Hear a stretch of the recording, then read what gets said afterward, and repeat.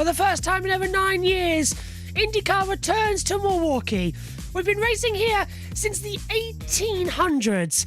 INDYCAR have been racing here since the 1930s. Welcome to one of the oldest tracks returning to INDYCAR. Hello everybody, we're less than 10 minutes to go until the green light goes on and the pit lane will open and we will begin the Milwaukee 250 race number 1. Alongside me in the commentary box is Josh T. Jackson Lambrose is back with us from his trip to Portland. Jackson, how was it? You doing okay? Oh my God, absolute banger. First things first, want to give a huge thanks to Joe Samaniego, everybody at Grid for making that happen. I unfortunately have this trend where I feel like I'm going to go to tracks that I feel like I'm going to hate the surrounding area, and then I end up totally seeing myself, like, at some point, like, being comfortable living there, whether that was Bay Area or Portland. Portland, you were weird, you were awesome. Super great showing, Josh. We enjoyed your content. We had it in our pre-show and post-show as well, as I know you saw. Alongside me also is Josh T, back with us for this one again. JT, how are you looking forward to it? We're at an oval for the last 3 races, and Milwaukee's brilliant. Yeah, back here in Milwaukee, of course, the Wisconsin State Fair Park, and it's good to be back, isn't it? As you said. We've been racing here in INDYCAR since the 1930s, but due to poor finance and not a lot of money, well, we haven't raced here for the past 9 years, and the last time we raced here was 2015, and I believe there's only a handful of drivers who have raced here before, so it is all open. Yeah, Sebastian Bourdais was the last winner here as well. The race taking 1 hour, 56 minutes, so it should be interesting to see how it goes tonight. Jackson, what are your thoughts as our INDYCAR expert here on the channel? If you told Robin Miller 5 years ago that we would end up being back here and for it to be a Martinsville NASCAR type scenario where we're going to have some potentially really high drama playoff implicating racing here, he would shed tears of joy. And just to have this oval heavy ending of the season is so cool. And yes, it's a short track, but it's such a unique type of short track, not like the high banks of Iowa or quite the length of, say, Gateway that we go to.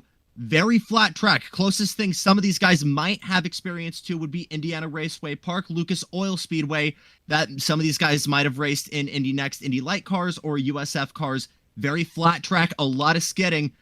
Potential here with these hybrids to get some good exits, and just maybe if it's anything like we saw with the Indy Next racing, some really good side-to-side high-speed high-speed tightrope walking racing.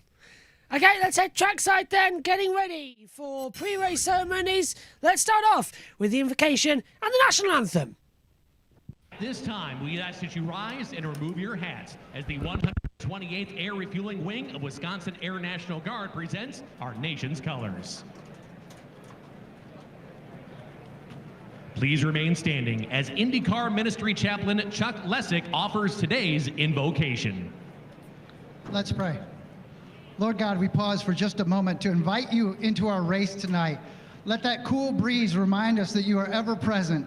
We're so excited for the INDYCAR return to Milwaukee and to be here with our racing friends. Lord, we just look to you tonight for a safe yet exciting evening of racing. It's in Jesus' name we pray. Amen. Here to honor America with the singing of our national anthem, please welcome State Fair favorites, the kids from Wisconsin.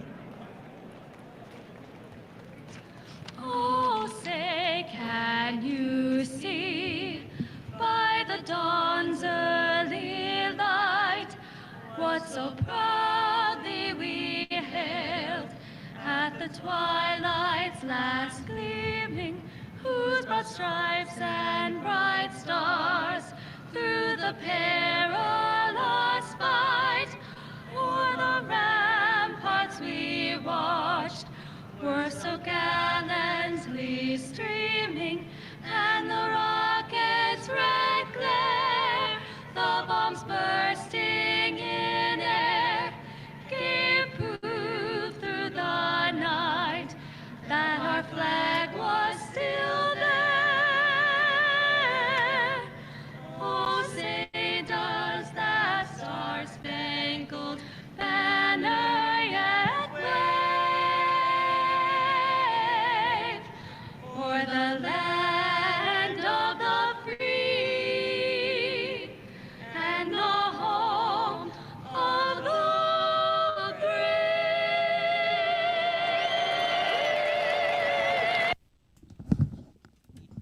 Absolutely wonderful atmosphere here then as we get ready for this one. Let's take a look then at how they line up in the standings, and it is quite an interesting situation as well, because this is the final run for the championship. So 3 races remain following this, and this is how they look. Alex Palou leads the title. He is 54 points clear to Willpower. Colton Hurtt is third. He is 67 points back. Scott McLaughlin's 88 back. And Scott Dixon's 101 back. Ideally, with 3 to go, the top 8 are still in the title hunt, Jackson. But I don't think it's going to be Carl Kirkwood. Newgarden's an outside shot. Realistically, it's the top 4 in the standings, those who are inside 100 points. I mean, mathematically, I feel like it's got to be definitely Power still in contention. He's still within that 50-point kind of one race gap. Colton Herta could be a dark horse depending on what we see over the next 2.5 hours. But I think realistically, with 3 races to go, it's the top 3 really in your contention. And those 3 races to go is to take a look at the schedule as well. It is the HyVee Milwaukee Mile Race 1. After that, we get Race 2 tomorrow. That's at 7:30 British Summer Time, so slightly early just before the NASCAR race. And then the Big Machine Music City Grand Prix on the Nashville Oval. That's going to be getting ready. Time to head down trackside, though, for the command. And it's going to take some misfortune for Alex Palou or anybody else to get there. Well, and I tell you, for Alex Palou, he better watch out in the first corner of lap 1 because he has Colton Herta and Joseph Newgarden right around him.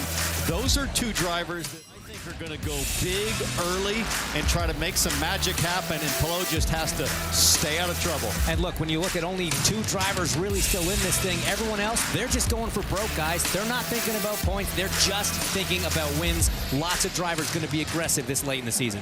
Let's talk planning and strategy and start with the 12 stand. Dylan. Ron Rzuski calls strategy for Willpower. So everybody seems to kind of be a little perplexed about how this is going to shake out today. So how much learning is going to be done on the timing stands here kind of early on in this race as far as what the strategy will look like today? Thanks, Dylan.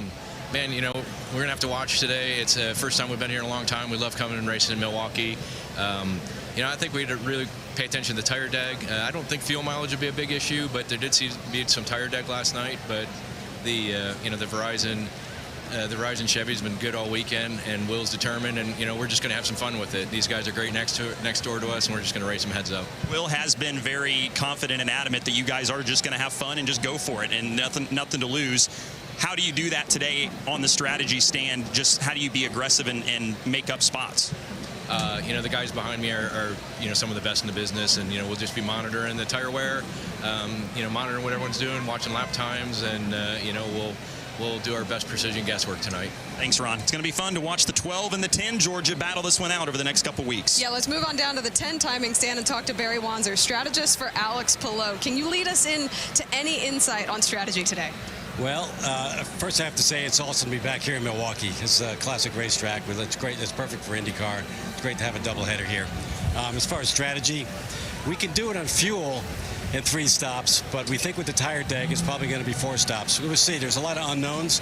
We had those unknowns going into Gateway, but it ended up being a great race. We had a lot of passing, and you know, more pit stops than expected. So it's been one with 3 stops, 4 stops, and 5 stops in the past. So we're looking to have fun, move forward, and hopefully have a great day. With the championship tightening up just a little bit, is there more of an emphasis on aggression for this race? No, not at all. I mean, we're going to, you know, Alex is going to race the way he's been racing all year. Our goal is to finish as far forward as possible, and that's to win the race. And we want to hopefully get his first oval win. We knew that. The goal to win for Alex Palou and Barry Wanzer. Thanks. And he... Yeah, we're going to get ready for the start procedure. We'll move up to the commentary box. Here's our battle screen for today as well, with the driver tracker, timings as well, full audio coverage and radio for the watch along here as well. We'll do our best, as we know it's a peacock race, just like Toronto, and hopefully everybody, you're going to enjoy this. The last ever time we'll have that. It's time to go over for the command.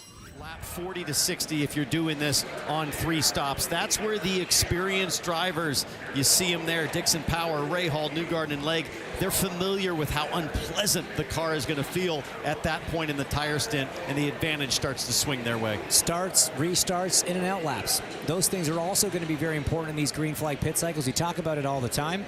And again, the drivers that have done it for that first round, at least, it's going to be important and it's going to be helpful to have that experience, even though it was 10 years ago.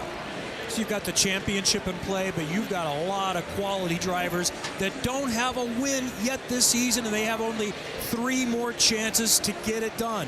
We're not far from Chicago, where Mr. Cubberty Banks always said, let's play 2. We'll do it this weekend in Milwaukee. It's time to get going and get the engine started for race 1. Here to give the command for today's race, please welcome your Grand Marshal, Paul Bartolotta.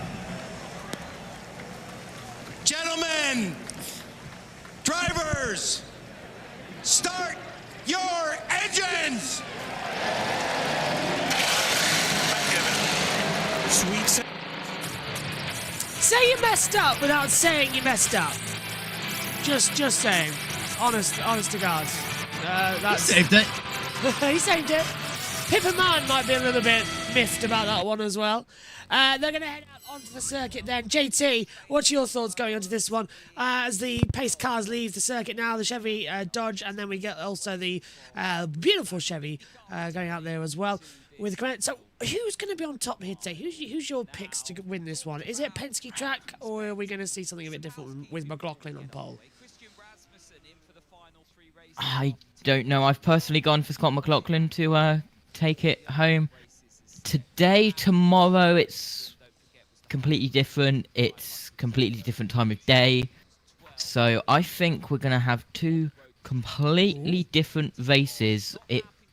People are saying it's a certain amount of stops today and a certain amount of stops tomorrow, so we could have different pit stop numbers as well between the 2 races. Yeah, this is going to be interesting as well with the times, as you say. It's a lot later into the day than what it would be tomorrow. Tomorrow's earlier, around about lunchtime as well. Jackson, Catherine Legg up in 18th position, proving how fast she actually is on ovals as well. The ever-changing 51. She's in for this weekend. She could be in also for Nashville. This is sort of her time to prove, look, I can actually do this full-time if you want me to. 100%, and that's flexing her muscle. She's obviously had time here before. Granted, it was almost 15 years ago with Champ Car, way back when they were in their kind of twilight years running here. But no, really good for Dale Coyne to call up Cat Legg and say, hey, we need you to get in here and get in these leader circle points. Millions of dollars are on the line for Dale Coyne, not just in the 51, but in the 18. And Jack Harvey's done a fantastic job getting that in the top 15. So some really good potential results on the horizon here for Dale Coyne if we see that happening. On the front end, though, I really do like Dave Malukas and Alexander Rossi. Alex is really good when you're kind of at a level playing field like this. David Malukas looked so good going into going into Gateway. Would not be surprised to see him not just leading laps, but could be there at the end here. The Milwaukee Mile. Let's hear the history of this place as well by Mario Andretti. Over the last century plus, from Rex Mays to Rick Mears, myself, and AJ Foyt. For the drivers today, welcome to the mile. It may seem simple enough on paper, but don't let that fool you. The 4 flat corners are wide and inviting, but there is risk in every pass. Get it right, and you'll join a long list of legends that have been victorious at the iconic oval. Michael Andretti has won here in Milwaukee. Al Unser Jr. has won. After a 9-year pause, INDYCAR is back at the historic Milwaukee Mile. We're back after a 9-year wait. INDYCAR returns to one of its birthplaces. Welcome to the Milwaukee Mile 250 Race 1. The pace lights around the field are bunching up.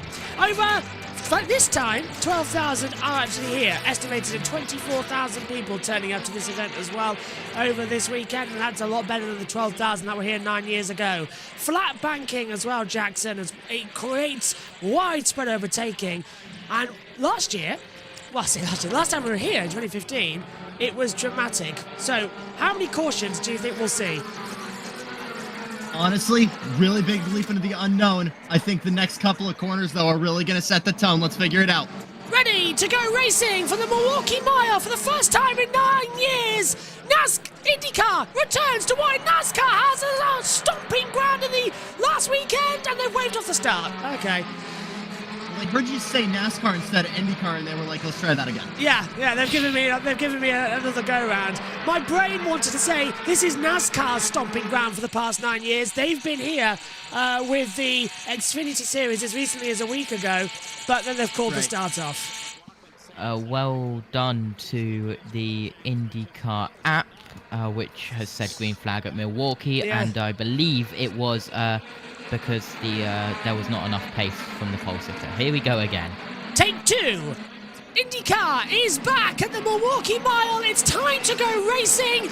Out of the last corner, into the restart zone. Green flag. We're racing at the mile once again. And it's McLaughlin leading away from Malukas. Look at the two McLarens on row 3 as well, trying to dive on the inside of each other. Rossi ahead of O'Ward. They've all made it through the first corner. There's a little bit of wheel rubbing there as well. I think that's Marcus Ericsson, Roman Grosjean, Colton Herta area of the track. Down the inside, O'Ward's having a little look as well on Linus Lundqvist. Not going to work there. Lap 1 complete then. Scott McLaughlin on the attack now. But technically it's lap 3 we start. Now, this is going to be a really quick race. They're going to fly by quickly, Jackson, but it's going to be side by side for most of this race. Great start already for Scott Dixon. He's already on the move, tried the low line. He's improved to 16th. Linus Lundqvist wasted no time out of row 2. He's right behind Scott McLaughlin. Then it's Dave Malukas. Pato O'Ward on the move very quickly here as we got a quick glimpse on board Colton Herta. Up into 5th. Some really big movers already as Herta now tries the inside of Alexander Rossi. And Colton Herta as well, getting that move done. Look at Roman Grosjean and Connor Daly. They are moving through the field like everybody else is standing still. Will Power down into 7th position as well, as there's a little bit of bumping and balling there. Carl Kirkwood getting in the way with HyVee, and Ferrucci diving down low as well. Josh T, brilliant stuff. Wow. High-flying move there for Ferrucci to split that from the 18 of HyVee, and Kirkwood in front, very much getting on the move early. So too with Will Power on the outside of Alexander Rossi. Ooh, and I swear there was a touch there as well. But what do you make of JT as well? It's been a smooth opening 5 laps, no immediate caution danger, but ideally those on low fuel are going to start flying. Yeah, they went 3 wide momentarily a couple of laps ago down the front stretch, and here is the 27 of Kirkwood and the 14 of Ferrucci. This is 15th and 16th. Connor Daly up 11, Herta up 5, Ferrucci up 4, biggest movers. Make that 5 now for Ferrucci as well as he gets through on Kyle Kirkwood as we ride with him down on the back stretch.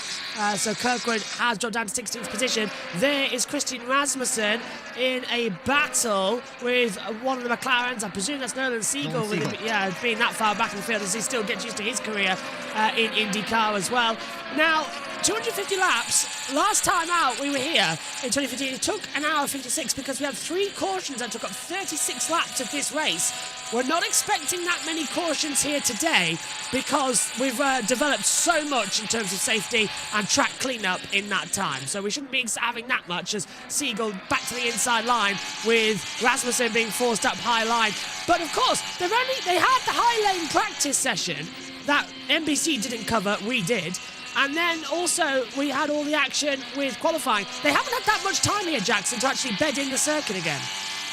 You say that, but look at how comfortable these 2 rookies are running side by side for what has it been now? 2 laps on end. Cal Legg waiting in the wings now, trying to get something around Christian Rasmussen. These are 2 guys that have been to the track for the first time, and they'll finally now spread out. Siegel getting ahead of Rasmussen, but some fantastic driving from these 2 young guns. I think you're right there, actually. I was worried, JT. We talked last week as well during the NASCAR race that I was worried that because Xfinity and trucks, they were here for the Milwaukee Mile, that they're going to be giving that different level of grip and sort of putting a different sheen over the circuit as well. That IndyCar might slide around, a bit like we saw in Texas and Phoenix. Yeah, that was a worry, but that doesn't seem to have happened, or it happened less than what we had thought, and it hasn't been that big of a change from the NASCAR tyres to the IndyCar tyres. Of course, different grip as well. Let's have a look at Joseph Newgarden in the 2 and Roman Grosjean in the 77. And there was definitely contact there and a big puff of tyre smoke. Yeah, I was worried that was what I saw, Jackson. Looks like it almost got that first yellow off the start. Now further back, it's Ferrucci versus Newgarden as they battle here through turn number 3 with that very same Junko's car of Roman Grosjean, I believe, right in front of them. Yes, it is. Yep, and Ferrucci almost got sent into the wall as well, so had to lift significantly back there. Ooh. Oh, guys. Yes. 21 seconds from first to 27 place, and the last lap time is 25.166. We're already getting to lap traffic. Oh, no, and we're 100%, 12 laps JT. away. We're going to get to the point here where hopefully we get long enough green flag running where this is kind of going to look like a multi-class WEC or IMSA race where you got the fast guys kind of weaving in and out of lap traffic like we're playing Outlaw. Well, this is going to be fun, isn't it? I'm going to enjoy this as we get going. Driver Track has already given up, by the way. It's struggling to keep the cars on the circuit. It's doing its best, and it's reset itself now, but yeah, you can see the 3-car catching up the 30 of Pietro Fittipaldi. We're on board now with the PPG Snap-on livery, so this is Joseph Newgarden and the Penske Just number did a 2. beautiful dive on the low line in towards turn 1 of Roman Grosjean. Beautiful move and gets ahead by multiple car lengths. I'm glad you Kind saw of like that. a dummy. We thought it was going to be this kind of tightrope walk, especially on entry here as cars kind of skid their way up on the track, especially on the exit sides.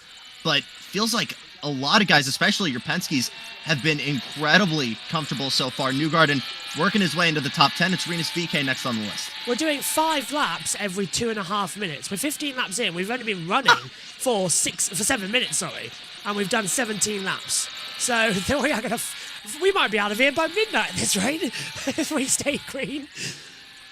Knock on wood. Let's hear from the strategist. He keeps hanging up there. Yeah, he still is right now. But it's interesting that these cars that charge from the back have sort of stabilized. And talking about Ferrucci, too, as you see Tim Cindric there watching over his driver, Newgarden. Ferrucci mentioned wanting to have a car that was built in with a little bit of looseness and freeness to be able to move around on the racetrack. I think you saw that early, but you don't want to be too free because there's several cars that are already complaining about the fact that they are too free. So finding that balance was going to be really tricky for a lot of these guys that started deeper in the field. Yeah, but we're about to have our first lap traffic because I've just noticed on the driver tracker here that McLaughlin is now right behind Ferrucci. So we are already getting to the lap traffic point. In fact, I think he's about to lap him coming into turns 3 and 4. So they're running together. The green highlighter on your driver tracker, that's your race leader. And then the 30 is the last car of Pietro Fittipaldi. So they're about to change over as we fly through. We've been asked in the chat any predictions. I'm going to go watch out for Santino Ferrucci. He's on a storm in this early part of the race.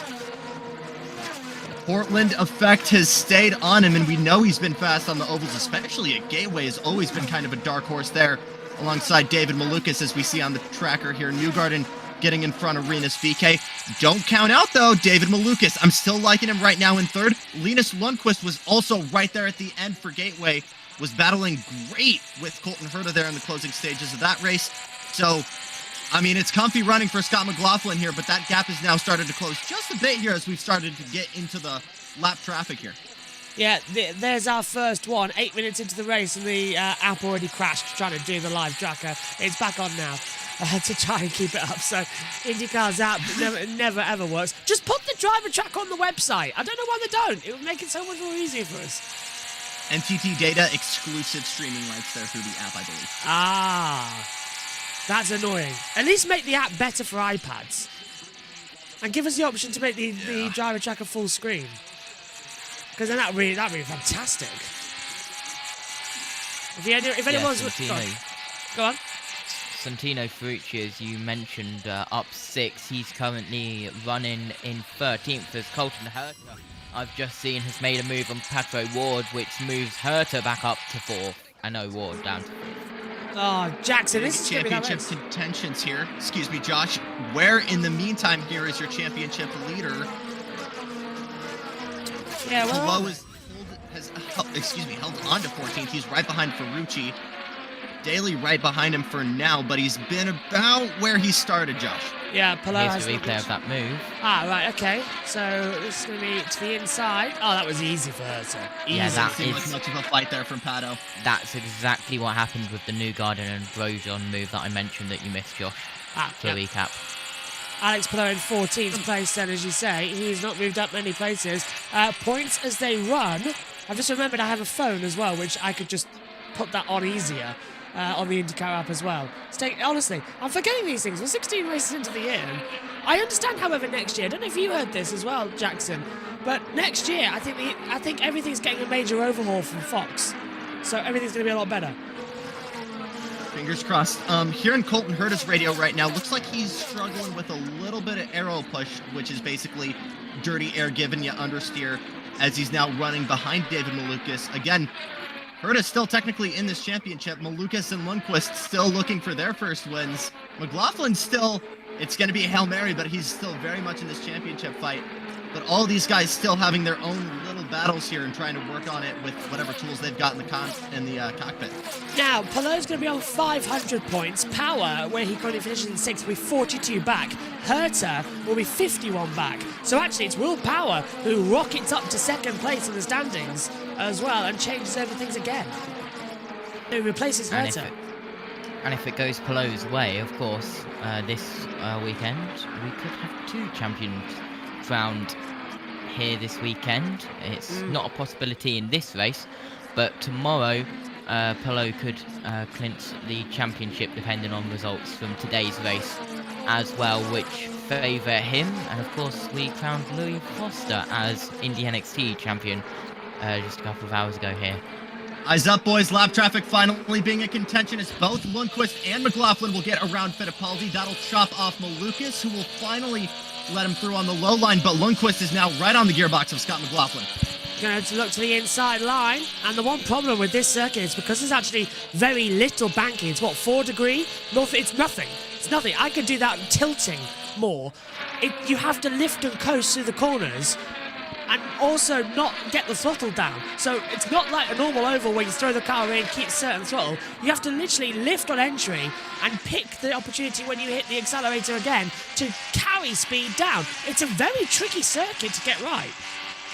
Polar opposite of what we first started with the hybrids on the ovals with Iowa, which is basically flat out, maybe a smidge of lift, but just such a different track. You got to drive it like a road course. And yeah, Phoenix and a couple of other tracks, Phoenix, Richmond, had a little bit of those properties as well, but nothing to the extent of this as we're watching the battle for 9th here. Marcus Ericsson and Joseph Newgarden. Watching from the back of Ericsson, Newgarden's just reeling him in as well. There is a big gap starting to appear. If you see on the driver tracker, the top 10 are separated from the remaining 17 riders behind them. And it's quite... I'm surprised they're finding a gap on a mile circuit, to be fair. I really am. Yeah.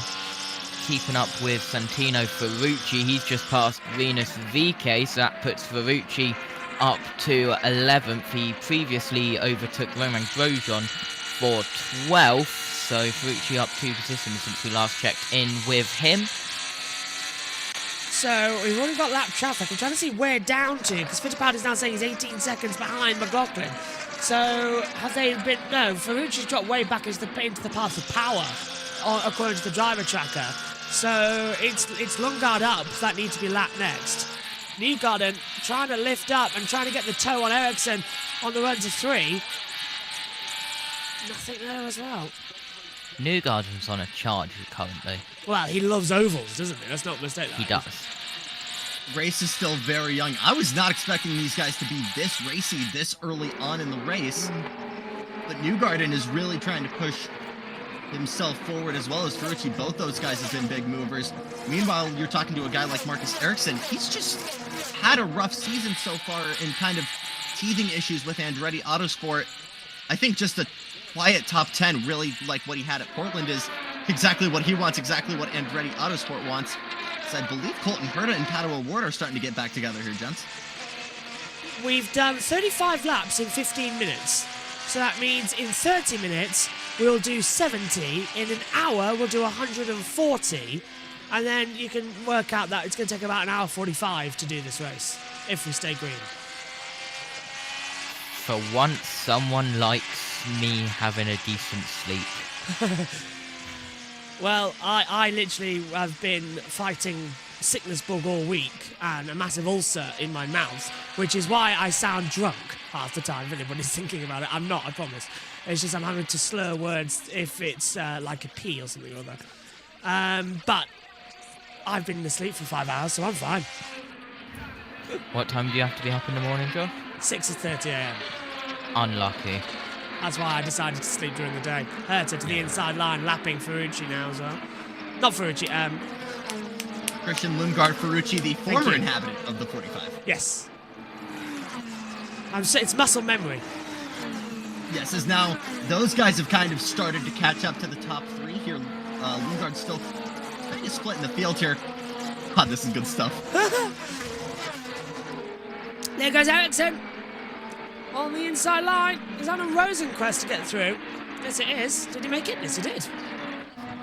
So Ericsson moves up into 8th position. Rosenquist down to 9th. This is like watching a Ferris wheel. It's just round and round But like and the round. best kind of Ferris wheel. Oh, yeah, completely.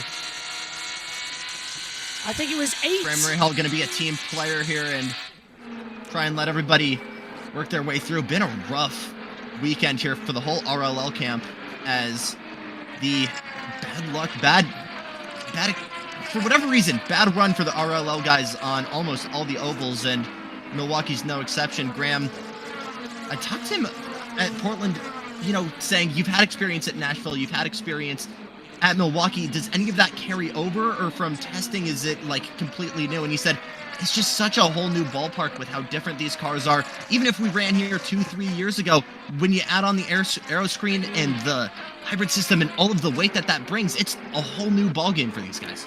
Yeah, it's massively different now to try and keep this up, and it's sort of, we're seeing different racing. I mean, I remember the 2015 race as well, and it was a lot more wheel-to-wheel action. Seeing it right now, it is a different style we're seeing, and it just fits with the circuit history as well. I mean, in, what was it, I think it was 1876, it began as a dirt track, and we had horse and carriage racing here.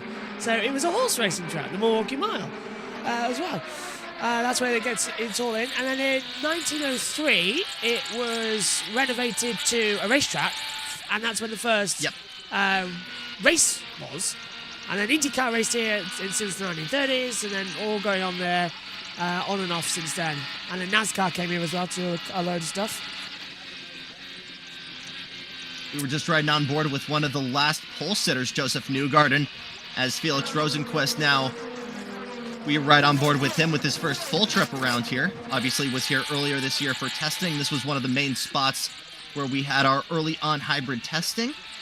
And a lot of meek initial thoughts of these cars aren't going to be able to run side by side. I can't get anything out of this for grip. And I mean, now we're just finally starting to see conga line racing. But even still, if we're looking up the nose of Newgarden here, there are still guys trying to make different lines work. It's like Gateway. It's a bit of a surprise. We're having some solid multi-groove racing here. It's confusing me trying to see everything on the circuit as well. It's what we love about these races as well. And I'm definitely one for more ovals on the circuit. And I definitely love the fact that we come back to Milwaukee. I loved Fontana, and I'm still angry that they've demolished it to rebuild it. Don't get me started on that, but it's 2015 was a shot in the foot. You run your race with little to no promotion in one of the hottest months of the year, and it's one of the greatest races in IndyCar history that nobody watched. So I know. I like the move to a short track. I wish it was something that was maybe less Martinsville and maybe more, well, honestly, Milwaukee. And we have something that, both Cup cars and Indy cars could kind of coexist on, but marbles offline. There is why we are not seeing a lot of guys offline and what we get with our extended green flag running. And that is going to be, that's black ice. Yeah, it's everywhere. So there's marbles off the racing line. So inside of 1 and 2, outside of as well, apart from the racing line, you're going to be, as you say, on black ice. So they're going to be outside, not quite going to work. If you want to maybe be courageous and do what Joseph Newgarden has done the past couple times and just try and sneak a dummy on the inside, that'll usually work. Bad news is, if you're the victim of that, that'll almost always force you into the marbles, but still very much possible here. We're riding with Scott McLaughlin. And he nearly got put in the wall as well. He got the toe wrong from Kiffin Simpson just ahead of him, and he drifted up towards the wall as well. McLaughlin had to really lift up the power to keep on that one. But yeah, He's a guy that knows how to kind of drive a race car on the edge. Old Aussie supercars are kind of known for being real oversteery. Not a lot of mechanical grip. I think that's why he made the changeover so well from one to the other. And he got, of course, the debut in 2020 at St. Petersburg because of COVID. Oh yeah, it was the season finale. Sorry, Josh. Said he didn't really feel like an IndyCar driver, which is weird. He sat on the pole at Indy, but he said he didn't really feel like an IndyCar driver at that point because he didn't really have an oval win to his name. I wonder if this man that we just saw as well, Alex Palou, feels the same. Scott McLaughlin, though, looking for his second oval win to kind of block out any doubt there, but Linus Lundqvist right behind him still looking for his first in the series period. Yeah, it's Linus Lundqvist trying to get to the lead here as well. He's 4 tenths behind, and now with the traffic starting to really build up, there's only so far 3 cars on the lead lap that are in main positions. Everyone out, 4 cars now together. The rest of them all behind, and hybrid's a problem here. So there goes Ericsson on the on the inside line. That's Lundqvist under pressure. And he's going for it, and he's taking the lead. Linus Lundqvist gets the lead away from Scott McLaughlin. I was having NBC in my ear telling me about Ericsson having a go at Newgarden further back, which is why I got confused. I think even Townsend Bell had a moment there as well. That's why you don't have the radio commentators. It's another Swede in the 8 about 2 years ago, so I'll let that one by. Townsend needs this to fight get is out not of over. here. McLaughlin's still looking for a little bit of ways around, just a couple corners back, but he'll give that up for now. New leader. Right, I think that was deliberate from McLaughlin there. You don't just lose that much pace. He's let Lundqvist through because he's going to start saving fuel because we're coming towards the first stops of the day. So that being said, you still got Malukas waiting in the wings here, and this is going to be good stuff for Kiff Simpson, who will probably play wingman here. I'd imagine we'll let Lundqvist by and maybe try doing some rear gunnery against Scott McLaughlin. Let's see here. Could not get my words out with that. Honestly, I am running on 2 cylinders as we see Simpson backing out as Lundqvist goes through. Right, here's the lead change again. So watch McLaughlin. He gets caught out by Kiffin Simpson's aero, and Lundqvist goes on the low line, which has just got enough grip on it to make it stick. And it was contact with just the front a bit wing. of contact there between the end plate, yeah. Lundqvist does not care, does he? This is what we saw in juniors as well. The groove of optimal grip is so narrow here. It's about 2 cars wide, but it's 2 cars literally right next to each other. This is, for anyone watching the Indy Next race a couple hours ago, it was just like this, where we had guys just on the cusp of banging wheels, banging fenders. And honestly, these guys have gotten really comfortable borderline rubbing on each other like it's a NASCAR peloton. Nigel Mansell has won at this circuit as well in the past. It's also one of the few races that Murray Walker commentated on for IndyCar back in 1993. Murray did IndyCar races? He did. Murray came in over and he was on the ABC broadcast in 1993 watching the race. And they got him in for about 15, 20 laps. I shall send you it. It's like saying Lee Diffie does cup racing now. Yeah. That's tomorrow where we hear him again. The Darlington. Yes, first taker to the pits here, Josh. It's going to be Nolan Siegel. Not seeing anyone going with him, so I'm not sure if that's mechanical or trying to get on an alt strategy. He's the first driver 2 laps down as well. Just got to point out. Yeah, you can see the 6 diving. It's definitely not going to be to try and get clean No. running, because that is going to be impossible around here. Here's a replay again for the attempt at the battle back. McLaughlin going to try the outside switches back. Not going to work. Think he just, thought to play it smart. Didn't want to make it get risky there. They've got a few lap cars just ahead of them as well, but they've got a bit of clean air as Siegel comes back out on the circuit then. Such a tight pit lane exit here as well. It's hard to get up to racing speed, so you go 3 down in a pit stop in green flag conditions. Well, hang on a minute. McLaughlin's dropped behind Simpson. McLaughlin's lost 2 seconds to Lundqvist. While NBC cut away there. I'm not sure if he's playing the fuel save game or getting ready to conserve here. We're watching on track now that happen is that's Alexander Rossi getting around Felix Rosenqvist. Holding together. Yeah, I'm not sure there, Josh. They all look like they are stopped on the circuit. Like, do you know how slow they're going now? What's the last lap speed? Yeah, they're going 6 miles an hour slower, all of them, than what they were. Fastest speed here we've had is 154. Last lap time, 132. So they really have actually lifted off massively. 7 seconds on Tell you that. what, let's see what Nolan Siegel can do here on the fresh tires. It looks like he's doing good. Lap 60 is about your magic number that I heard when it came to fuel numbers. So I think we should be starting to see everybody else work their way into hopefully some cleaner and better lap times here. As Siegel already sets his own personal best here. So definitely seeing some improvement here on the fresh rubber. 143. So I think we're starting to see tires go about the same time as fuel. Grosjean now into the pits. And through, that's Pato. That's Nolan Siegel, but now getting ahead of Linus Lundqvist. Pato has said over the radio he wants to stay out for another couple of laps as well. He does not want to follow what Siegel's done here. Roman Grosjean, however, is making his green flag pit stop now and drops back. And they've given that, instead of pitting Pato at Ward, they've pitted Alexander Rossi instead now. So Rossi's into the pit lane. They call him Mr. Fast Hands for a reason. A guy just like Scott McLaughlin is comfortable with running the car loose, being productive, knowing what's going to happen once you get over that edge of grip. A guy that's comfortable kind of Tokyo drifting it if he has to. Cole Alexander Rossi wants the race as well, says Perry. Adam says that Rick Mears was quite good here at the Milwaukee Mile in the past as well. He was. Daly in. Looked like a bit of a front wing change there for Connor Daly as they're trying to get a little bit more bite on those front tires.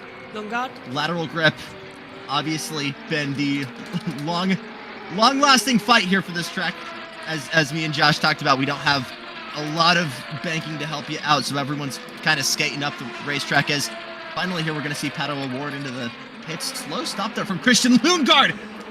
Lock up there from Pato O'Ward, Josh. Yeah, and now he's pitted 2 laps later than he wanted to, so they swapped them around on this end of the radio, and there's a long stop actually here as well on the tyres. A lot of fuel going into 7.3 second stop, but now he's got Hurt. That's Ferrucci coming in as well. Hurt is coming in too, so they're all diving in now. Ferrucci, Palou, Kirkwood, Dixon, Robb, all coming into the pit lane. Ericsson in too, and I'm looking for Colton Herter. He's up in 4th place now as well. He's boxing this time by. So this Richie pulled in. We mentioned he's happy where he's at. He's kind of in the hot spot here as it looks like a bit of a slow stop for Kirkwood. Palou will hold that position over him as it seemed like everyone kind of got through scotch-free here. Yeah, not bad at all. Lundqvist is going now. He's 5 seconds clear to McLaughlin. Hick into the pit lane comes Marcus Ericsson. Herter's now +2. No, Herter's in now. Here we go. I was going to say, Herter should be in after the +2 was given on the radio. So Herter now dives in. And HyVee in as well behind. Instead of black primers go on. So they're not going to run the risk of using old tyres this early in the race. A little change to the front left half of the wing, and away he goes. And let's take a replay of Linus Lundqvist, race leader, coming out of 3 and 4, Jackson. I think he's going to have a moment with one of the cars diving into the pit lane. Yeah. Stingray on the track. Quick reaction there as Nolan Siegel has a little bit of a run in the marbles there. Does a great job to keep that number 6 machine out of the wall.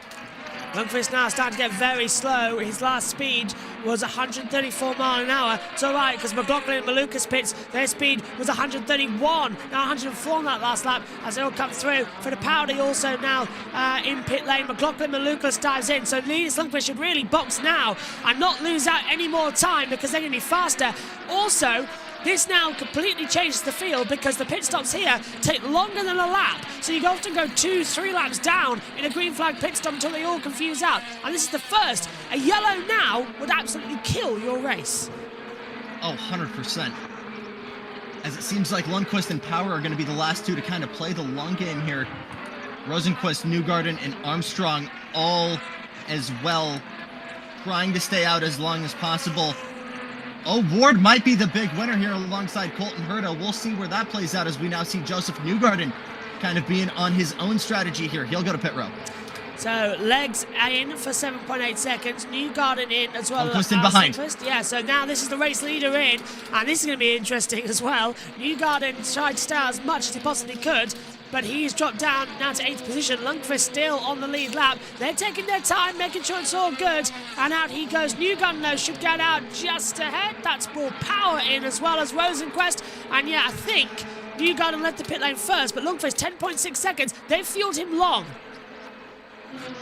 Where is O'Ward going to be in this scenario? He'll jump Colton Herta. Will Power and Lundqvist, I believe, are going to remain in front here. As weird position here for Power to kind of be in the turn here, as that was almost a drag race to the line. Here's your blend. McLaughlin will take the lead once again over Lundqvist, and it will be O'Ward behind. Yeah, we need to get the timing order sorted, as everyone still leads to confuse in. The timing screen is still showing that Marcus Armstrong has not made a pit stop. Neither has, is that Kiffin Simpson? Yes, it is. So they're the two who haven't, according to the timing monitors. So we need to see if that's true.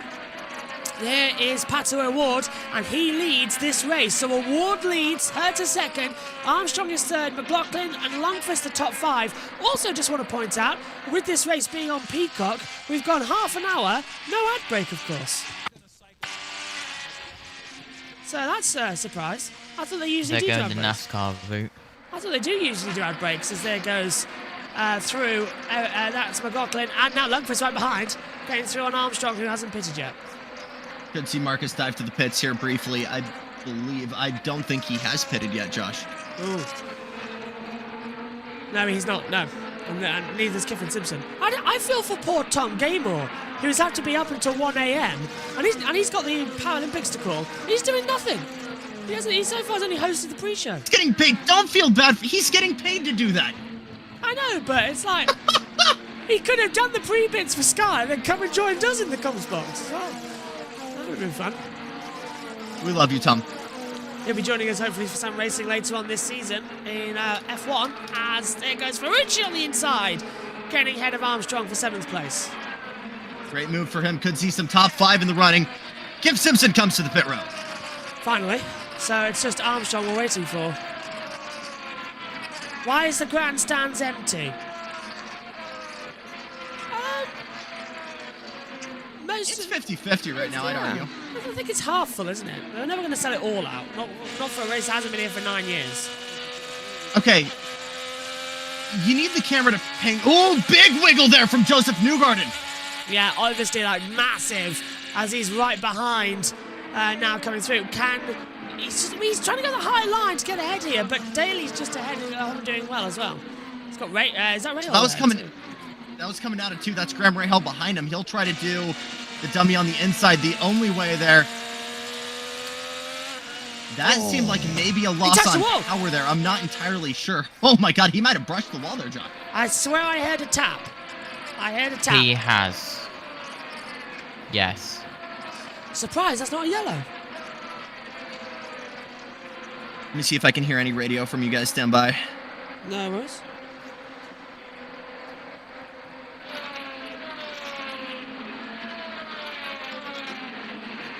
So as they fly through, JT, what are you thinking? Because this is an unusual strategy for Marcus Armstrong.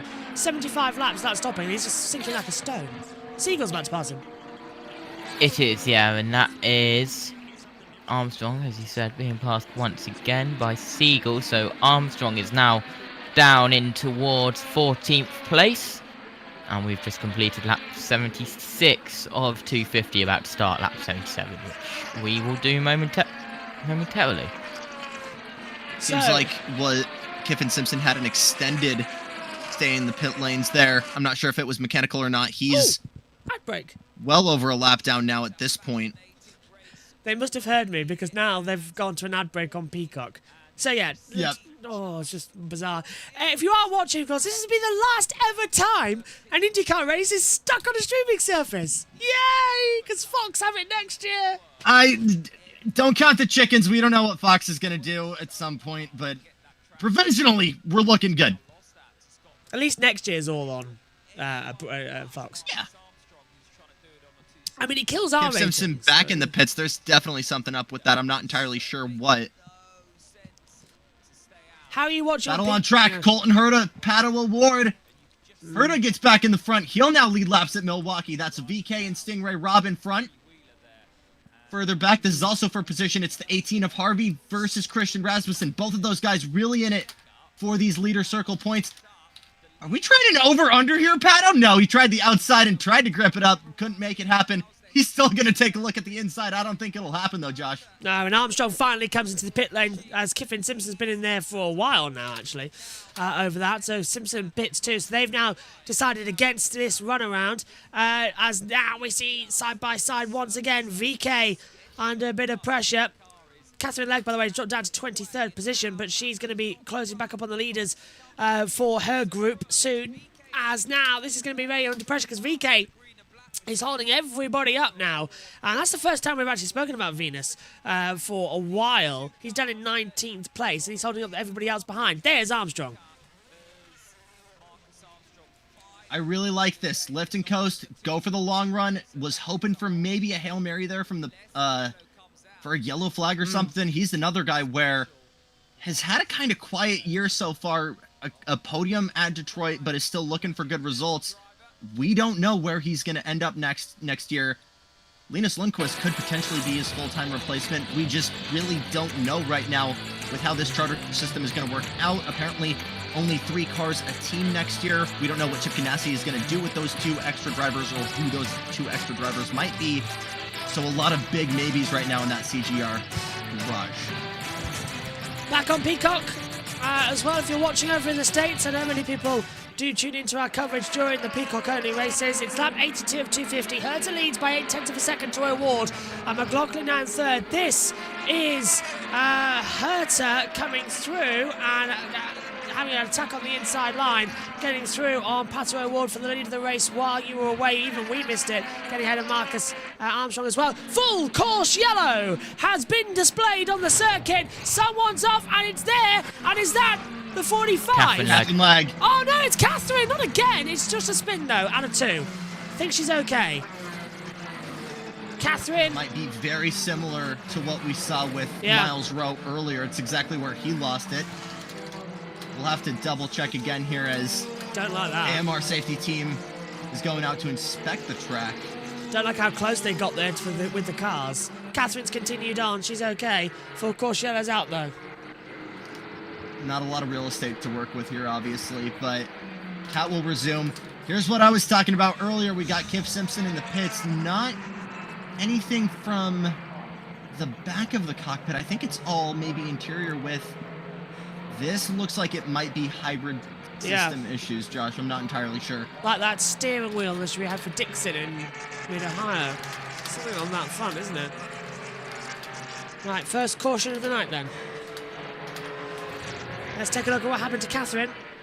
Oh, that's on the marbles. That's not her fault. Exactly like Miles Rowe. Yeah. Track's wide enough though that she didn't hit the barrier, which is good. That would have happened in another short track, like. And statistically, then, if this goes anything like Gateway, she is going to go win this race like Joseph Newgarden. Ooh! What are you doing? We've got a sweeper in the middle of the track, and guys are going back and forth trying to split their way around them as they are just in the middle of the track trying to get the marbles off of this outside groove. And that could have been a Juan Pablo Montoya type of situation there, Josh. What happened to the cars staying low? Yeah, that's what I was thinking. Well, actually, they were told, right, this is what happened. The sweepers were on the low line, and then they just started drifting up the track towards turn 4, and the cars were going low, and then they had to completely get out of the way. That was stupid. That could have got someone killed. That was, honestly, what is race control doing today? The track is wide enough that they can do this. Just get them in order. Come on, guys. Well, if I want to blame that on race control, maybe the schmucks driving the sweepers not knowing, hey, you've got an entire field of cars coming behind you. But even with that being said, Kyle Novak and everyone at the race control stand knows the order of everybody at the throw of the yellow. So if there's any confusion there, it's hey, you move up 2-3 positions because of whatever the heck just went down. So. I love this from Brad. Come on, mate. We just need Lightning McQueen now, because why the hell has a truck just entered the race? Yeah, they've all been... Unfortunately, we can't listen to the race control officials like we can with NASCAR. But the way that NASCAR handle it, I don't think that would happen in NASCAR, only INDYCAR, with previous events that have happened in NASCAR at Daytona and that. NASCAR would probably be going, get up the track, go. Don't like how just wild they are. Oh, Herto Award pit. Leaders diving down pit road. They're all coming in for a new set of boots and fuel. So, the pit we got a open. big kahuna here, boys. Oh, God, everyone's in. My goodness me, they're all diving in. Herta, McLaughlin stays out. Herta, Ferrucci, Grosjean, Ericsson, Palou. Well, I don't know, it's too much to read out, but they're all diving down pit lane. This is a tiny pit lane, and the entire field are coming through. Who's going to win the race off pit road? It's like a NASCAR restart. Herta's going to take some new tyres. Oh, it's a tight one here, Jackson. Not sure. Splash and dash for fuel. Yep, Probe is already out, so Herta will get on his way real quick here. A race off pit road. Trying to hold on for the lead here. Ferrucci's in the hot spot. Go. A race off pit road. Ferrucci's going to lose out big time. Palou gets ahead, though, of Linus Lundqvist. That was crucial. Bauer comes out behind. So we're trying to work out. One thing I'm really hoping that we have is race off pit road graphics, because this is ridiculous to try and work out who's where when we don't have it. Very rarely, with the exception of the 500, do we see such big batches of guys coming in at the same time. Maybe they don't have that graphic prepared. Like in NASCAR. Power then. So it's McLaughlin, Rob, McLaughlin, Rob, Herta, Award, Rossi, Malukas, Grosjean, Ferrucci, Palou, Lundqvist now drops to 10th. Looking here, that cat leg is back and released after an extended stay in the pit lanes. I think just wanted to make sure that full geometry of the suspension and nothing else got involved in that besides the tires. Obviously was a little bit of maybe a lick there with the surface change that could have messed up the suspension or maybe clipped the aero. So here's a replay of something that might have happened here. We see Palou exiting, 12 box on their way out. Yeah. What are you hearing here, JB? So we still watch this. See the right rear tire changer? Watch him inch forward. Oh, Palou nearly hit Power. That's it. I was just double checking that on the text which I got. Palou nearly hit Power's rear right gunner. Okay, so I'm hearing that the sweepers came out directly in front of the field. They weren't already on the track. They came from behind the wall. Right. Straight onto the circuit in front of the field. This is Sonoma back in 2013. This is a throwback. Yeah, this is what happens when rear gunners get hit. Scott Dixon at the time hitting Will Power's crew. Oh. So ironically, it's also Power's crew again. Yeah. 1, I miss Sonoma. 2, hats off to NBC for just having that ready. Oh my gosh. They are really on the ball, aren't they? Noted.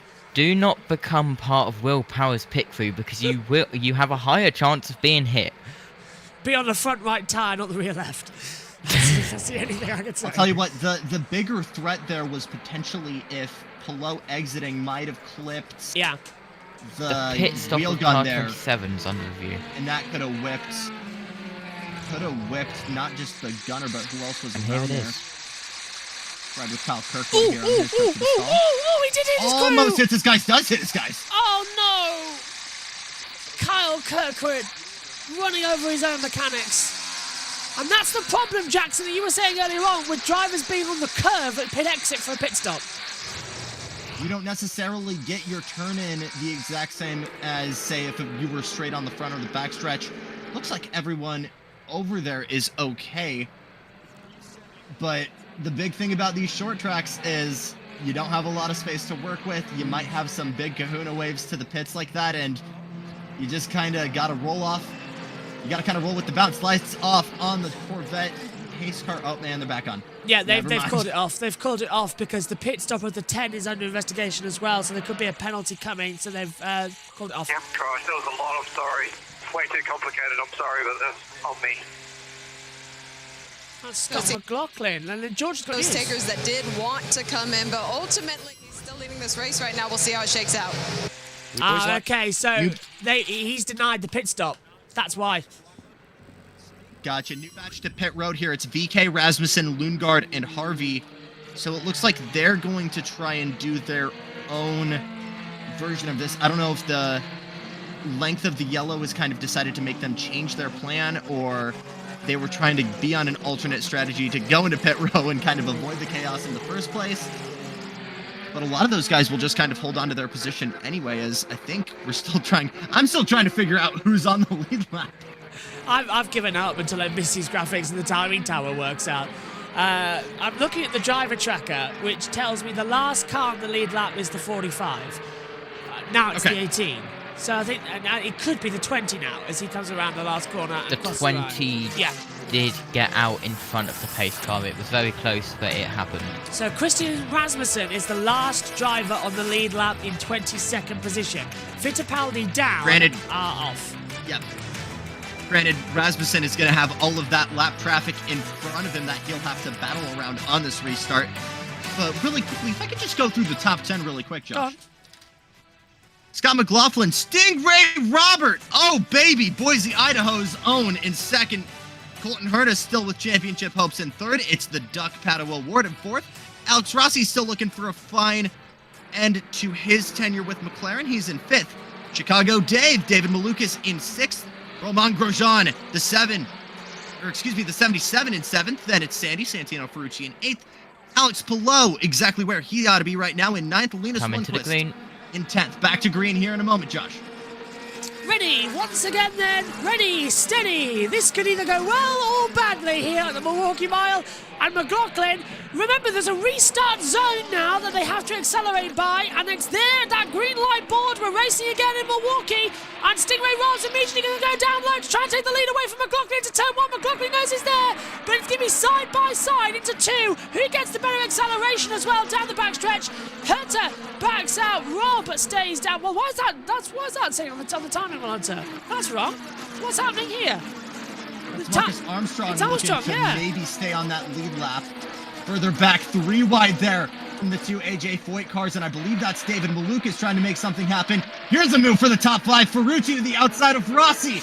That's a bold way to make it work around the outside, son. He'll hold on to it, and Rossi's going to give it up. How do you sit on the car with balls that big, Sandy? God dang! Further back, Paddle Award trying to make something happen here with a big dig on Colton Herta. He'll have the run to the inside. Will Herta do anything to try and make that fight happen? They'll stay side by side into turn number 1. They'll hold the position for now. Some great stuff early on in this race so far, JB. I said once, I said it again. We need higher angles to see the numbers on the cars, because when the sun is setting like it is now, we're in a sort of twilight zone. You can't tell what's going on to turn 1. Drive-through penalty for Carl Kirkwood for striking personnel on pit road. There goes Not a lot you can do there, but you got to give up time if you've kind of succumbed yourself to one of those positions. You got to get used to kind of being in those weird kind of entry angles and exit angles, and make sure you can kind of clear the guys around you in one piece. On board with Scott Dixon here, who had his first win at Milwaukee. Do you see how he got snapped with the ear from Newgarden into turn 2? He had to really lift off and could not get the power back down. We haven't talked about Dixon much, but yeah, first ever win was here, and now he's under attack as well. But now he cuts too. Do you know, I'm really hoping that Fox do some better camera angles, ironically enough, than NBC and Penske Entertainment do, because we were just riding with Dixon, and then we for some reason cut straight to the McLaren on an off-board angle, and we can't work out the picture. There's the 60 around the outside of Rosenquist. We get to a caution again, I'll talk about that, and you got nothing to worry about, but I'll get back to that. On board with Newgarden here, he's going to watch one of the Meyer Shank cars, I believe that's Malukas, get around Nolan Siegel. Not that we can tell, because there's no shortage of action here with 150 to go. There on the inside, that's Stingray Rob being passed by Felix Rosenquist for 13th place. So Rob's dropped back massively now, who I thought was up in second position early on, because the timing tower put him in second place at the restart. So I call what I say on the timing tower, and it turns out it's Marcus Armstrong. So Honestly, we need a better... Honestly, I've said it before, NBC's timing tower is the most useless of it all. It doesn't work. And we need a better It's just... It's not NBC's fault. It's like trying to herd cats and tell you what's going on here. Timson Jake. I think you could beat it the other way, do you guys not think so? We'll see how it works out here. So one... Newgarden's going for it, pit road. Even though he is racing cars and Stingray Rob loses another spot, is try to save fuel. So the one thing that Cindric always emphasizes, it's all just about finding as much clean track as you can. That will dictate their strategy and ultimately what they do. Harder to find on an oval, obviously, than a road course, but that's at the forefront of their strategy focus every single weekend. So we'll see how it shakes out here for Newgarden. Yeah, Newgarden's just got through on the inside. Ironically, Dylan Walsh, that was not a lot of clean racetrack, but this is about as good of a real estate as you're going to get right now with Joseph Newgarden. He finds himself behind, maybe 5 car lengths behind Nolan Siegel, and that should give him enough clean air to maybe crank some laps out. Further back, it's Dixon trying to work his way now around Stingray Rob. I'm surprised, actually. When I saw the length of the track, I thought, oh, we'll be done in around about an hour and a half. We've just done 50 minutes to do 100 laps. There's 145 to go. That's quite a lot more minutes. That's at least another 50-odd minutes as well. So, yeah, surprising me. But assuming we don't get yells. Assuming we don't get yells, yeah. So maybe that 1 a.m. bedtime call was just a little bit thingy. I'm so glad I now had the rest I did. Yep. Your top 10 as they run right now: McLaughlin, Herta, Award, Ferrucci moving big. Rossi still in the top 5. Chicago Dave dropped back a little bit. He's in 6th. Palou from 9th to 7th. Grosjean in 8th. Ericsson 9th. Willpower rounds out the top 10. On board with Colton Herta. The biggest movers in this race. Big movers. Ferrucci up 15. Daly, who we haven't seen too much, up 12. Running in 12th. This is great stuff, isn't it, as well? Daly, I think, is surprising everyone. It was just how good he is on ovals, remember? Didn't Nolan Siegel have a run here at Milwaukee to test for IndyCar with McLaren? I believe that would be Theo Pourchaire, who had a little bit of time here. I was saying, that went well, didn't it? Pourchaire's now over, by the way, this weekend with Sauber in Monza for the F1 Italian Grand Prix. Oh, Jackson, I can't wait for you to get back to F1. Come on. I kind of want to, if there's any vacancies in Monza, I'd be... There is. If I can wake up, I'd love to jump in. There is. I just think it's funny because I woke up, I was like, oh, it's Kemi's first time running. How long did he last? 41 seconds? Dope. Yeah. Not long at all. It's not like they'll announce his seat later on in the night. Oh, they did? Oh. No penalty announced yet for Alex Palou, though. JT will keep an eye on all that lot. Yeah, by the way, Jackson, it's literally just me, Megan, and Omi. So there is definitely room in the comms box because JT's decided to moonlight again somewhere else. You mean JT decided to go and film stuff for the members, but they removed the formulas that I was recording for the members, so He's his own man, going. Josh. Yeah, well, he deserves a holiday. Every week, yes. Go on, Jackson. Award and Herta. Further back, Ferrucci, I think, is just within striking distance of Alexander Rossi. Jackson, this is the first time you've been on the broadcast since Toronto. Yes. I thought so, yeah. Did that with my good friend Jordi Alvarez watching, as finally we're going to see Pato try and move to the inside of Colton Herta. Nothing quite there yet. He'll still try and get the shallow exit there. This might be it if he can tuck in. That inside line. Still looking to the inside. Man, that's some great defense from Colton Herta to hold on to that second place spot. And this is exactly what Scott McLaughlin wants, who's just watching these two guys waste their own time behind him. Exactly. Just keep calm. And Herta knows as well that he has got to pick the right moment, otherwise he'll get swamped with lap traffic, which they've now hit again, by the way. Does not take that long. Once again, that's Marcus Armstrong. We might get to half distance by the top of the hour. So, yeah, that's not bad. In terms of hours of hour. I'm so confused, but okay, in the next 5 minutes. Yes, okay. yeah, in race time. Here in the UK, in 3, 2, 1, we've started racing on the 31st of August. We'll end racing on the 1st of September. Welcome to September, everybody, here in the UK. As now, finally on the inside line, Pato makes the move up into second place past Herta. Colton might actually drop back far enough here. Santino's looking in the wings to maybe pounce. Meanwhile, Pato's going to waste no time and try and get that momentum on the inside of Marcus Armstrong. Armstrong's going to shut the door on him and say, have some dirty air. You're not going anywhere, bud. I think that's actually the first race we've ever covered where it's gone from 1 month to the next. The race started in August. It'll finish in September. The I'll see you next year of race casts. Herta was looking to make something fight back here. Could not quite get it done. I think it's very clear what Pato wants right now. He wants the number 3 of Scott McLaughlin in his rear view mirrors, but he's got to get through the young Kiwi Marcus Armstrong to make that happen. He's been looking all around to make something so that they're the only two between each other. But further up, Kiffin Simpson might be able to do something as well to hold up McLaughlin. Here we go again. Lap 117 still just locked behind. This has to be painful for Pato, who's just looking for anything. He knows he's the faster car, but he can't do anything here unless he wants to try and risk it and go to the high line. And Herta might have the opportunity to bounce on that and make himself work up into the second place. Top 3 are going to be compared. There he goes. Awards on the inside line of Armstrong and makes the move. Armstrong now 2 laps down, so the gap now 0.6 of a second. And McLaughlin directly ahead of O'Ward. Herta now needs to close up the top 3. Really running together. Just trying to work out the winning margin last time, as there goes Herta making the move. Herta wastes no time. I think it's probably Armstrong giving that battle up. Ray Hall's been told to come. Now here we go for the lead. And again, it changes that quickly, and McLaughlin did not want to risk that at all. Pato O'Ward takes the lead at turn 1 and 2 here in Milwaukee. Right, that might be Scotty Mack knowing that O'Ward's got a rocket ship going on right now, and he wants him to run his own race. Let's see how he reacts to Herta maybe being on his gearbox. I think it's a little bit more of a conservative plan here as he'll go wide on the exit. Let's see what Herta does. He'll tuck in behind as they'll go across the stripe here for the 120th time.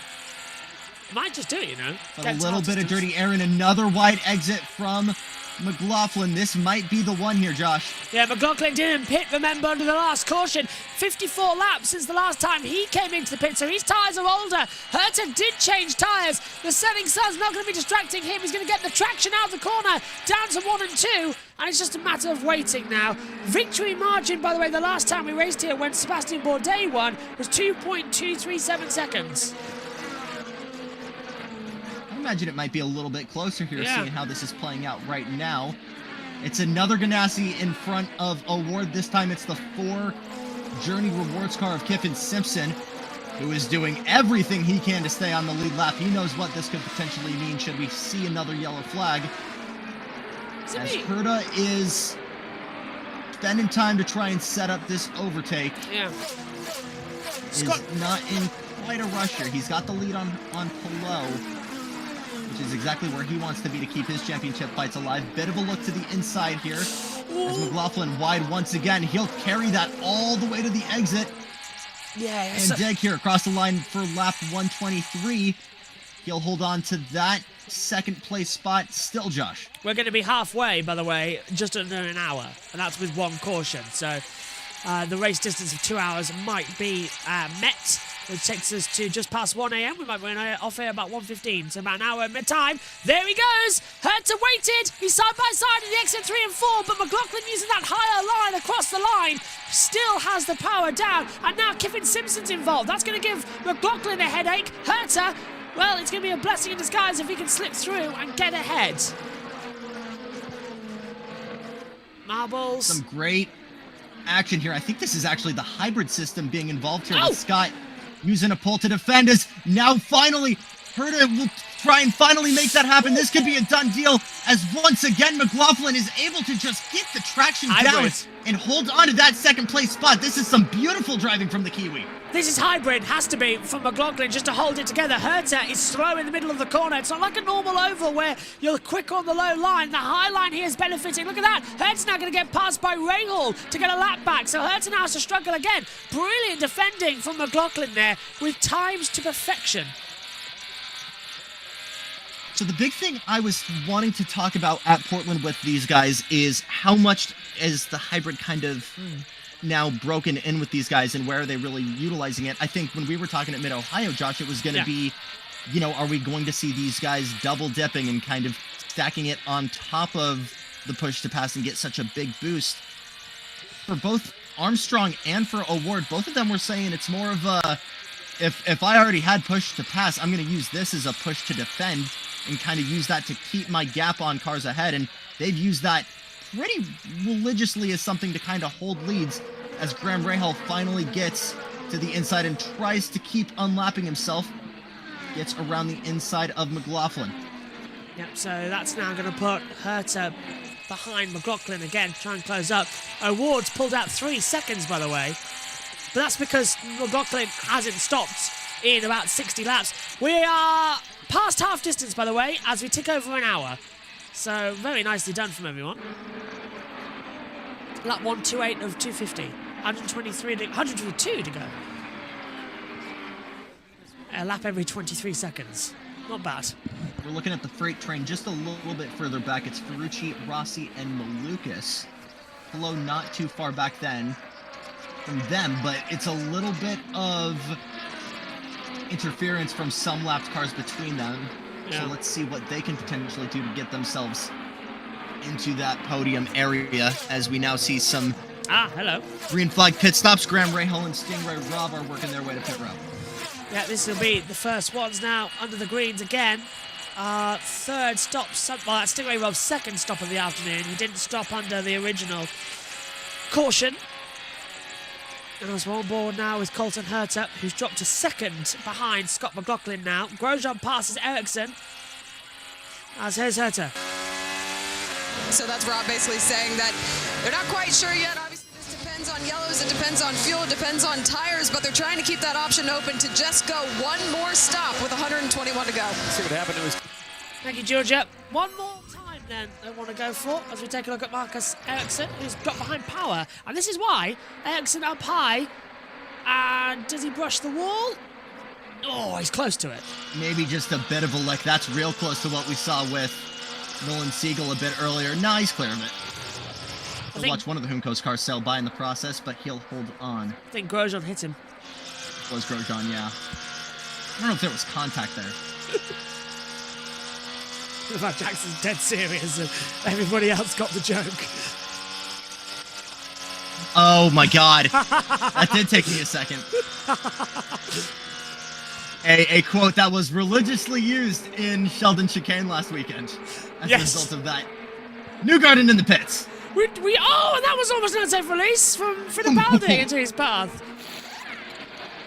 Newgarden dives in. That's used tyres, isn't it? I can't quite tell from that angle. They did not look fresh. Not a lot of fuel in either. That's a short stop for Newgarden. I think it was just a splash of fuel. I think he's probably still on the 2-stop plan. Yeah. Ericsson, I think, will try to stretch it here. Let's see how long that fuel probe is actually in the car. 3 no, seconds. It's off by the time the tires are on, so I think pretty much everyone except Herta and maybe a couple others are still doing this with 2 stops in mind. Yeah, they just got caught out by that caution, and when everyone pitted, they had to pit, so they just short-fueled it to make sure they can get to the distance here as well. Mm-hmm. Did you, now, at the Sheldon Chicane, did you stand there at the green flag?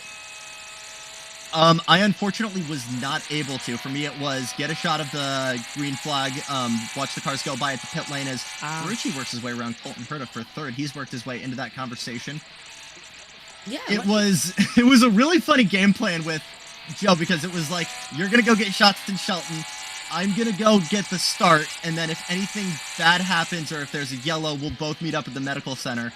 And they all got through in one piece by Shelton, and I was like, oh, we might actually have some solid green flag running, and then almost instantly Scott Dixon laughs at you. Did you get that I haven't interview? gotten the chance to talk to Scott Dixon. I wish it was under better circumstances, but I had a 30-second chat with him after Michael Young and Georgia had a chat. Still technically in championship contention right now, but obviously out of doing any progress on his teammate Pelot for now. As both of these guys go back in again, let's see if we have any drama on the exit again. Pelot will be the first to exit. Rear right changer. There's a bit of a jump there. I'm not sure if there was any contact there, Josh. No, but I've never screamed like that in the commentary box before, because Power, his pit crew started just standing up, walking away, and then just literally a few millimeters behind comes Alex Pelot, rear sliding, and I'll tell you what, America did really well in track and field in the Olympics. Get that mechanic in the track and field Olympics. He jumped over Pelot's car like it was the hurdles. Watch this. So he's putting the wheel on. He puts all gone on right. Pelot comes out, and then bang! Up you go on a jump. My goodness, I thought he was going to go flying. That terrified me. Sidestep. We got to get the name of that back right changer, because that's some great evasion. That's knowing what might be coming if you're taking a trip to pit rows the same time as the 10 crew. Yeah. But I don't want any argument of drivers aren't athletes, and especially not your pit crew isn't athletes. Oh, shake and bake as they come through in Euro screen. Lundqvist in, HyVee, McLaughlin, and Rasmussen. Good stop from McLaughlin, 6.1. Lundqvist was longer there, 11.2 again. Another long fuel stop for him. Rasmussen looking good. What's his stop? 7. It's gone away. Let's have another look at the replay here. Surely that's another unsafe release for the 10, but it's such a tight pit lane. So notice how he's already choking up on the hose for the fuel gun. Yeah. And he's already walking that back to the wall. The last thing he wants is the 10 grabbing that, especially if it's the wing.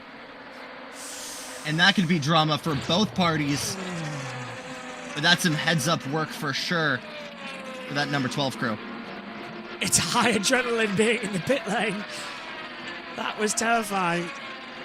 Maybe Milwaukee is not the best place to have pit lanes on a curve. Into the pit lane comes Herta. New tyres and away. Quick stop by them. He'll stay in contention for now as Ferrucci now takes his trip to pit lane. Managed to work his way on track around Scott McLaughlin. Award once again playing the long game. I think he might be on the same game plan here. Maybe a bit longer than Herta, trying to one-stop it here to the end. Ferrucci in, leg in 2. This is Ferrucci's pit stop. Awards in now. Awards in now according to our TV pictures. New tyres for Herta. He's the last pit box. Away he goes. Herta, there goes Award. 6.5 seconds stop, new tyres. I'm looking out for Herta on the driver tracker. It's struggling. That was some fresh rubber for Ferrucci as well there, Josh. Sorry. Yeah. There goes Herta. So Award now does go a lap down to Herta. So that's now put Herta back in position. It's going to get confusing though. Ward might have just lost out there to Herta in that lead of the race. Yeah. But now it still says Award leads. But the timing tire's yet to catch up. There's no way that's the case. Can't be. There goes Herta passing Rosenquist. It is true. What? How did that work out? How many laps did Herta lose in that pit stop compared to Award? Let's wait for the timing to sort itself out here. I still think there's some mumbo jumbo going on. I'm not entirely sure how Herta or how they could have pitted and held that, as there's Rossi still is now mumbo jumbo. right in the gearbox of Felix Rosenquist, former McLaren teammates. Rossi's leaving the McLaren outfit next year though, if I'm not very much mistaken. Yep, we'll give that seat up to Christian Lundgaard. Yeah. Which could be some very promising results there on the horizon there. Love that combination. Lundgaard's been having a fantastic run around as well in the past couple of races.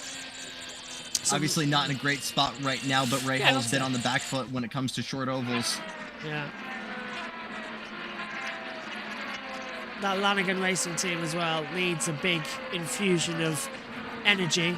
And maybe not having Graham Rahal in the car who was, I think, moaning in qualifying as well about the lack of speed they have as they come through. I think it's very much like Marco Andretti, a matter of time here, as we've got a full course yellow on the horizon. Josh, I'm not sure. It's Axel This might be it.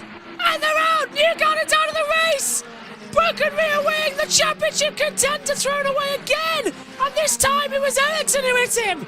Ericsson at turn 1, drifted up high, and Newgarden is out of the race!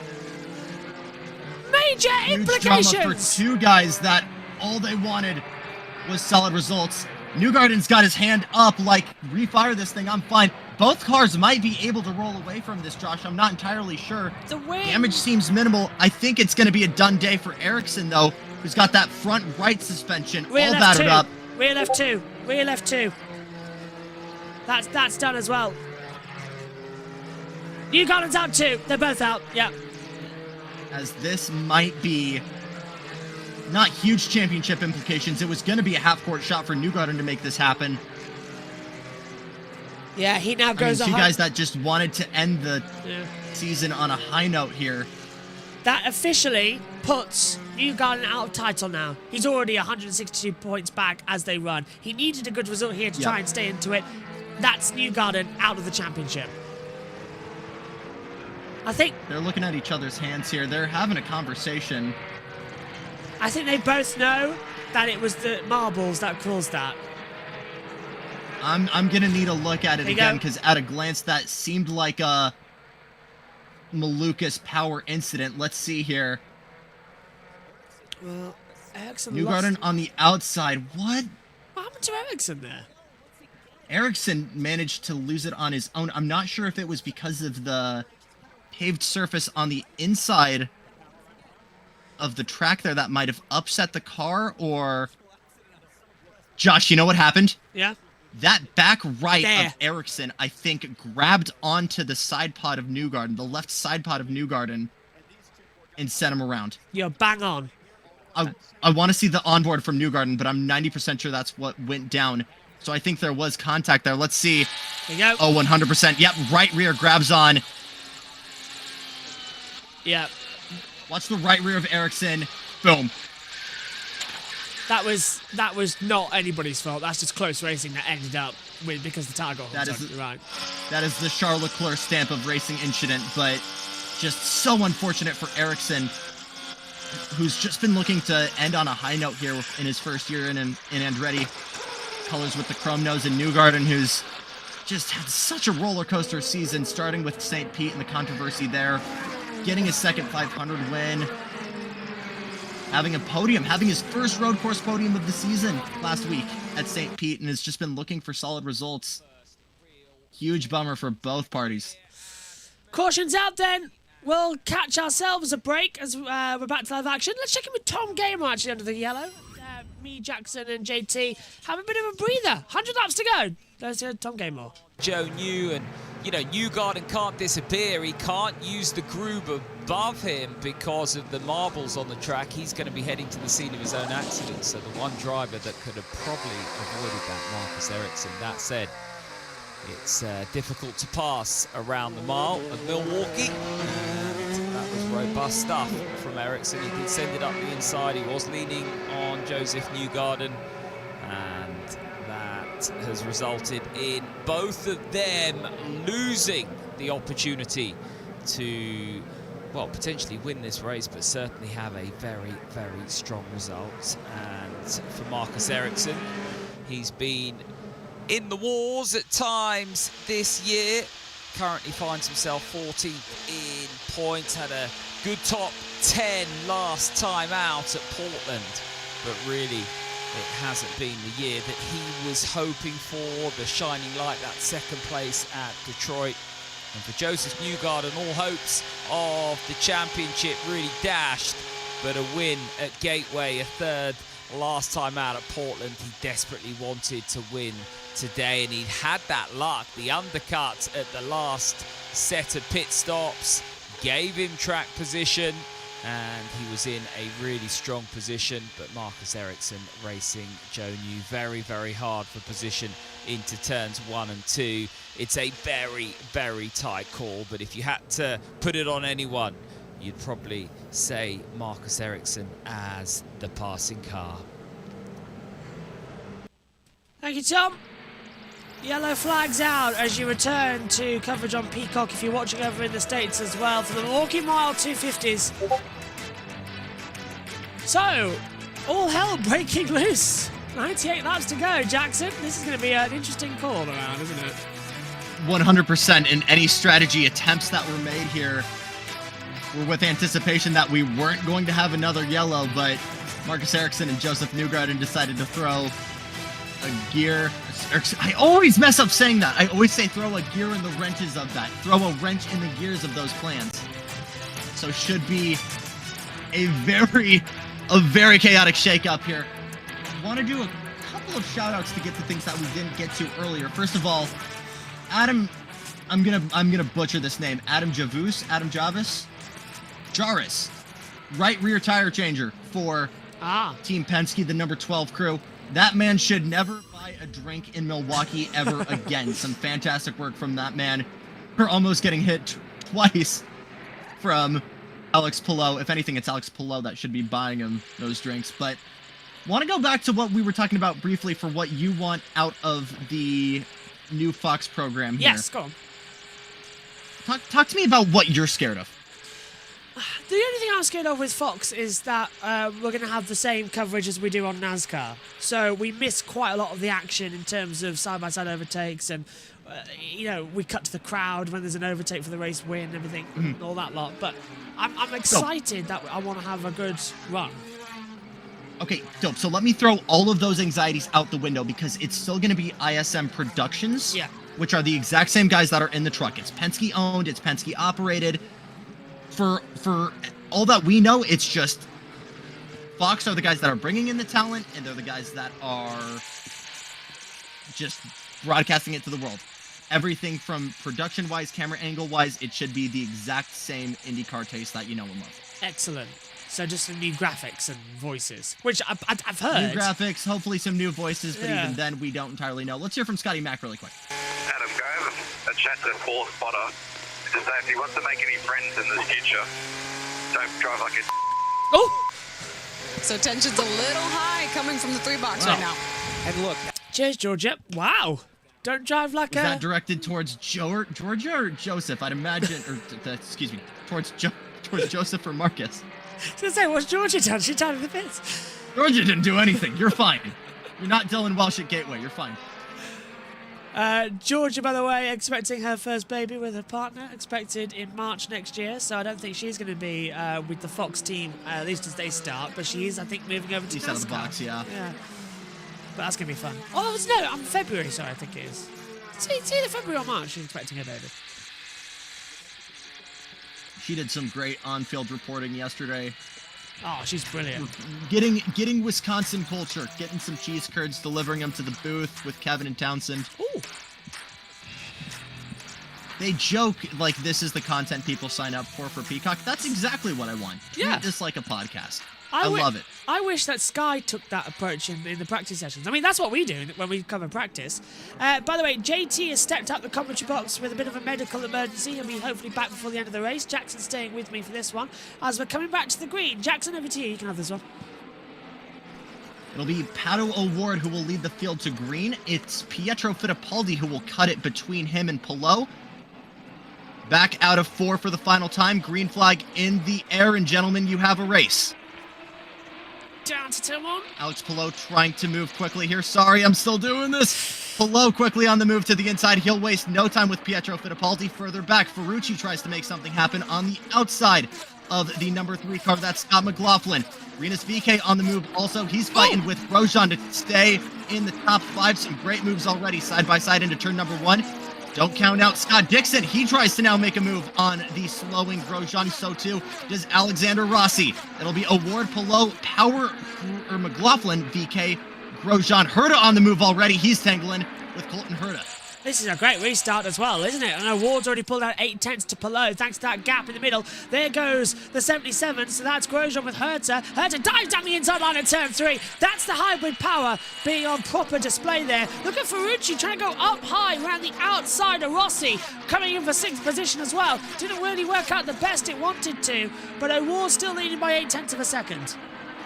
Not quite the level of beef that Ferrucci has with Grosjean, but these guys have spoken of disinterest in each other, Alexander Rossi and Santino Ferrucci. Let's see how this interacts on track. Whoa! Big dive to the inside for Ferrucci. They'll bang fenders, but they'll keep it outside of the wall for now. A probably unideal way to keep yourself on a Christmas card list for Santino Ferrucci. Rossi falls back to 7th in the 7th. Forget French kissing, that was complete and utter effed coming into turn 4. They probably banged together, ricocheted off each other, and Ferrucci's going to try it again now, this time on the inside of Venus VK coming out of 3 and 4 as well. Oh, wow. Two guys that are potentially future Team Penske drivers, both have been in conversations for it forever. A guy that started 19th is now working his way into the top 5. He'll carry it to the outside, and VK will tuck back in instantly. Done deal by turn number 3. Fantastic from Felix fantastic here from Santino Ferrucci as well. Felix Rosenquist, by the way, moving further down the field, so he's having a bit more trouble. He did not get the restart he wanted, just been passed by Connor Daly for 11th position. Now he's under pressure from his own teammate David Malukas. And look at Linus Lundqvist, he's coming back to up as well. Oh, let's hear from Newgarden. He's down in the medical centre. I knew it would probably be hard for him to pass me on the inside, and the next thing I know, I was just being pulled to the wall is what it felt like. So I don't know. I need to. Yeah, it's kind of what it felt like.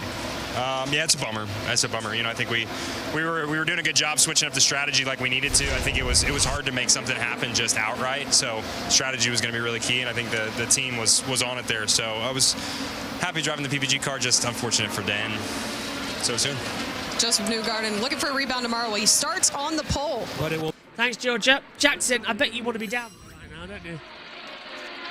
It's a love-hate relationship. That's the hardest part of doing this job in person, is you've got someone who's potentially not wanting to be anywhere but here right now.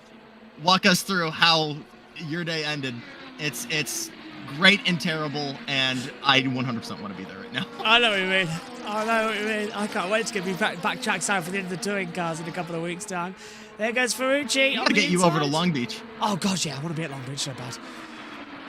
That's my birthday weekend, I think, as always, isn't it? There you go. Fantastic. Get me over there, Long Beach. I did Long Beach on my Ferrucci passed birthday. McLaughlin, by the way. Yeah, in the middle of all that. So Ferrucci is not an outside shot for the win here. I'm going to say it. I think he could do something special. Like, he's just... Pull one weekend, win the next. It's not impossible. I think having a yellow flag here would also help that as well. Don't count out Colton Herta, who's been a couple positions back, but working his way up as well. Got past Dixon, got past VK. It's Rossi and McLaughlin next on the list for him. Yeah, down we come into 3 and 4 once again. Award just holding it. Still 8/10. Let's hear from Marcus Ericsson. Yeah. Marcus just told me he is okay, but let's get the other side of the story. Joseph said he felt like he left you a lane on the inside. Do you feel like that's the case? No, I mean, I haven't seen it, but I felt like I was down the inside, obviously, and that Joseph just turned down on me. So, you know, it's slick out there, and I don't feel I can do much more, and he just keep turning into the corner. That's my feeling from inside my car. I don't feel I can go much lower than that, so...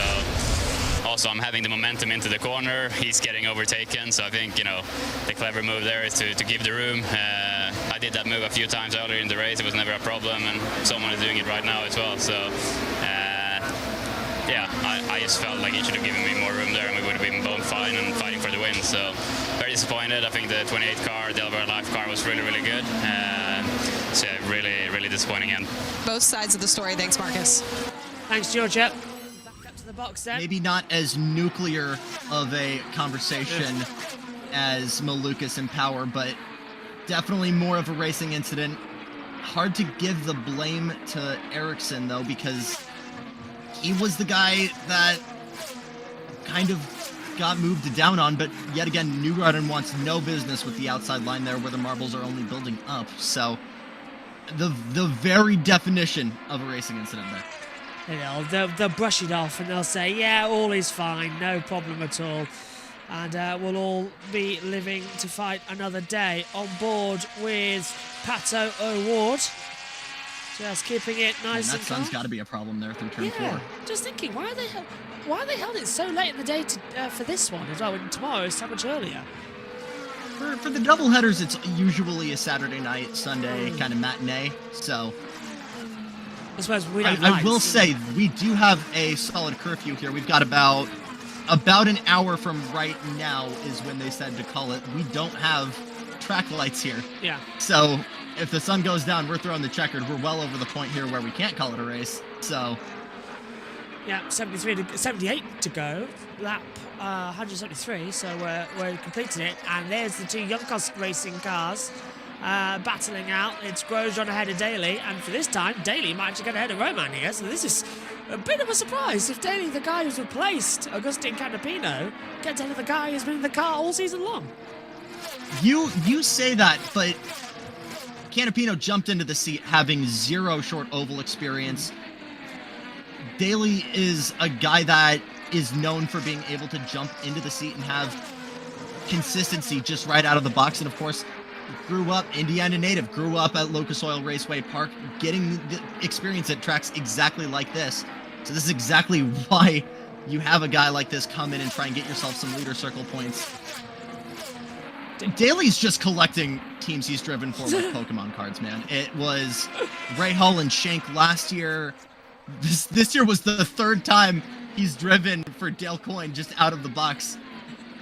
He's been the utility man of IndyCar, and I think it's a role he maybe doesn't want to necessarily be remembered as, but he's definitely filling it with pride.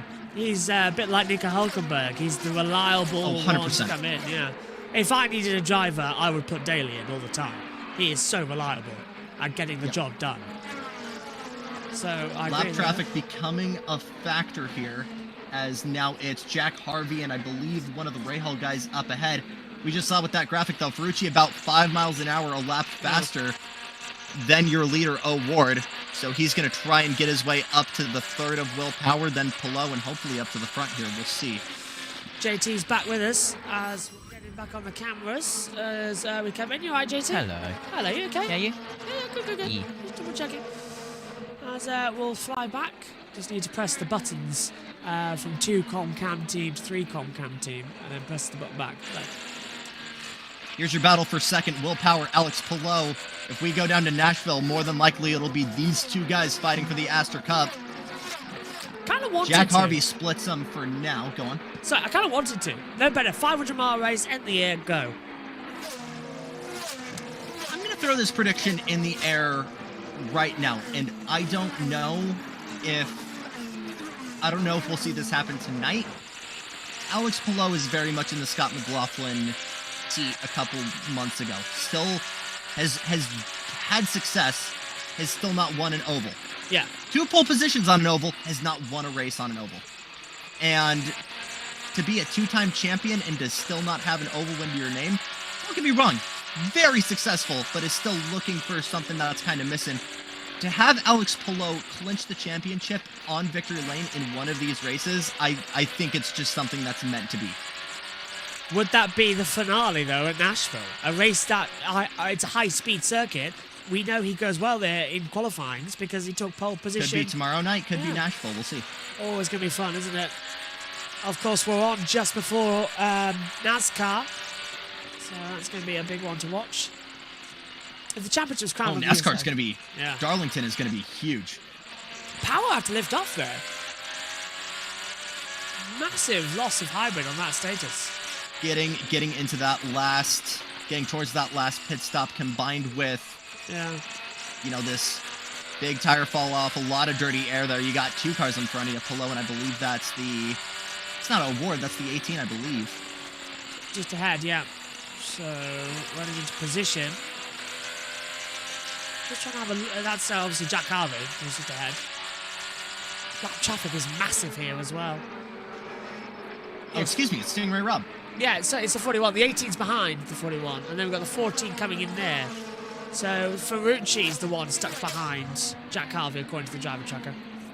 So where does the future lie for Boise, Idaho's Stingray Rob. Full time this year with AJ Foyt. Obviously brought along his own capital to make that seat happen. Had some actually pretty consistent runnings at tracks just like this, finished inside the top 10 at Gateway.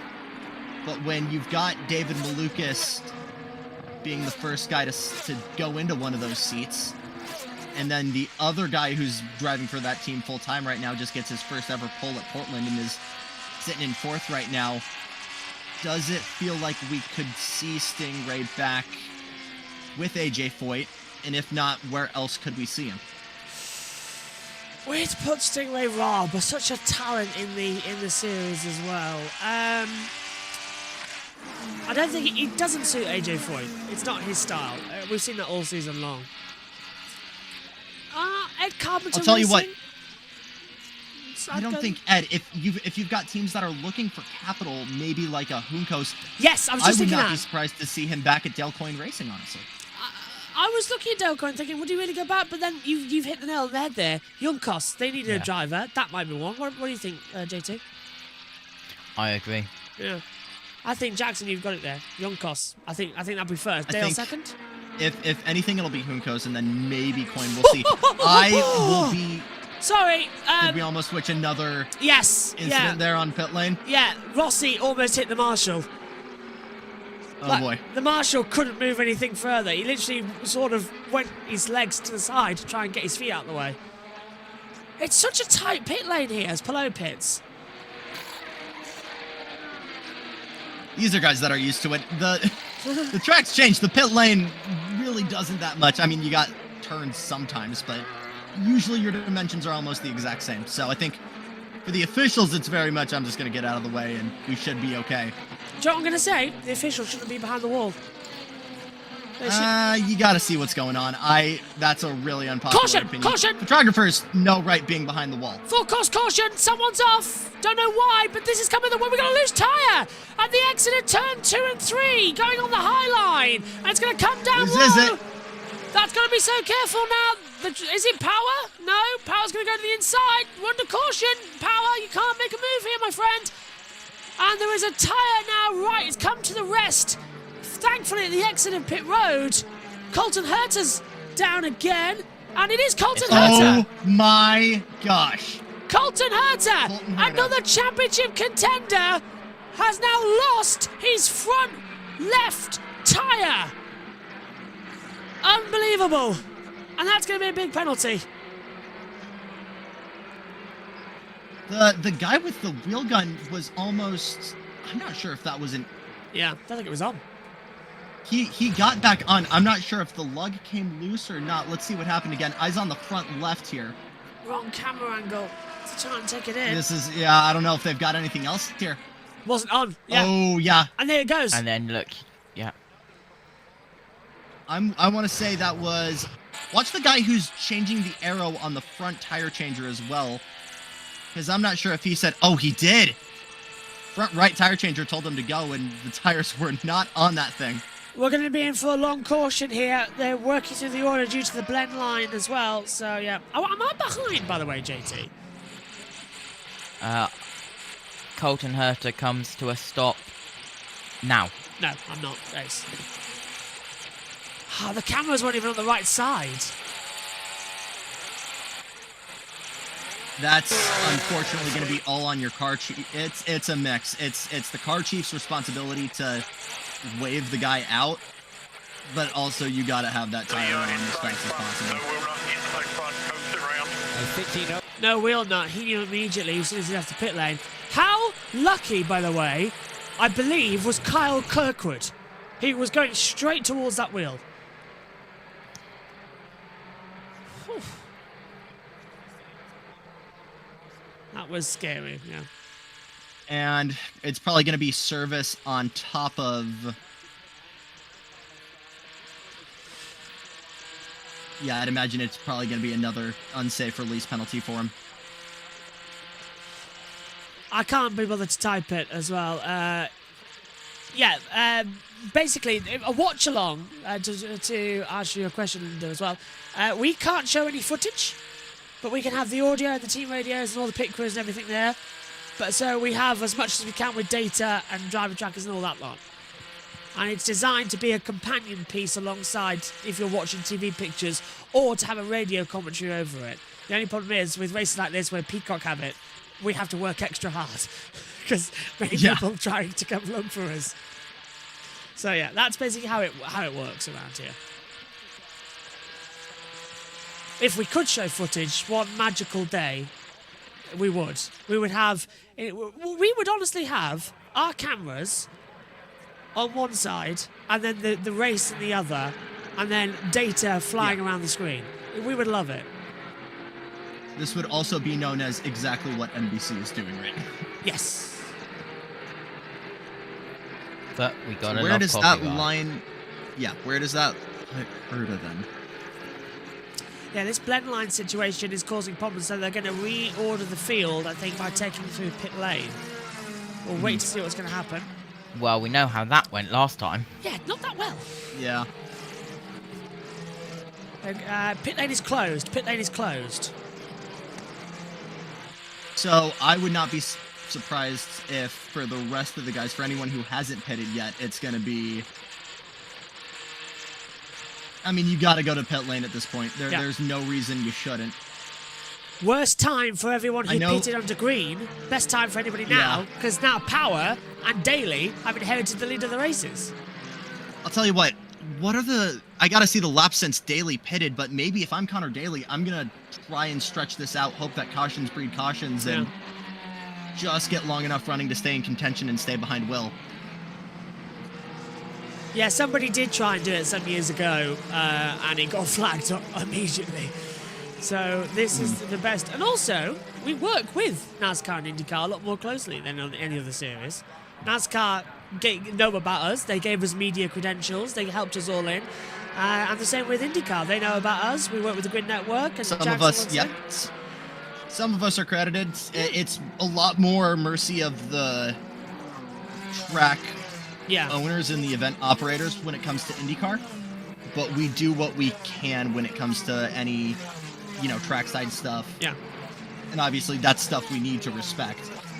Like, for instance, in NASCAR, they've very much got the opinion of, come on in. Come on in. Hey, you want to have a camera? That's sure. Go down there. Yeah. You want some interviews after you? You want media as into the pit lane because Will Power actually. Also, Lundgaard, Daly, Lundqvist, and Rahal. They're all diving in now as well. So you were right, Jackson. They've all decided to dive in straight away.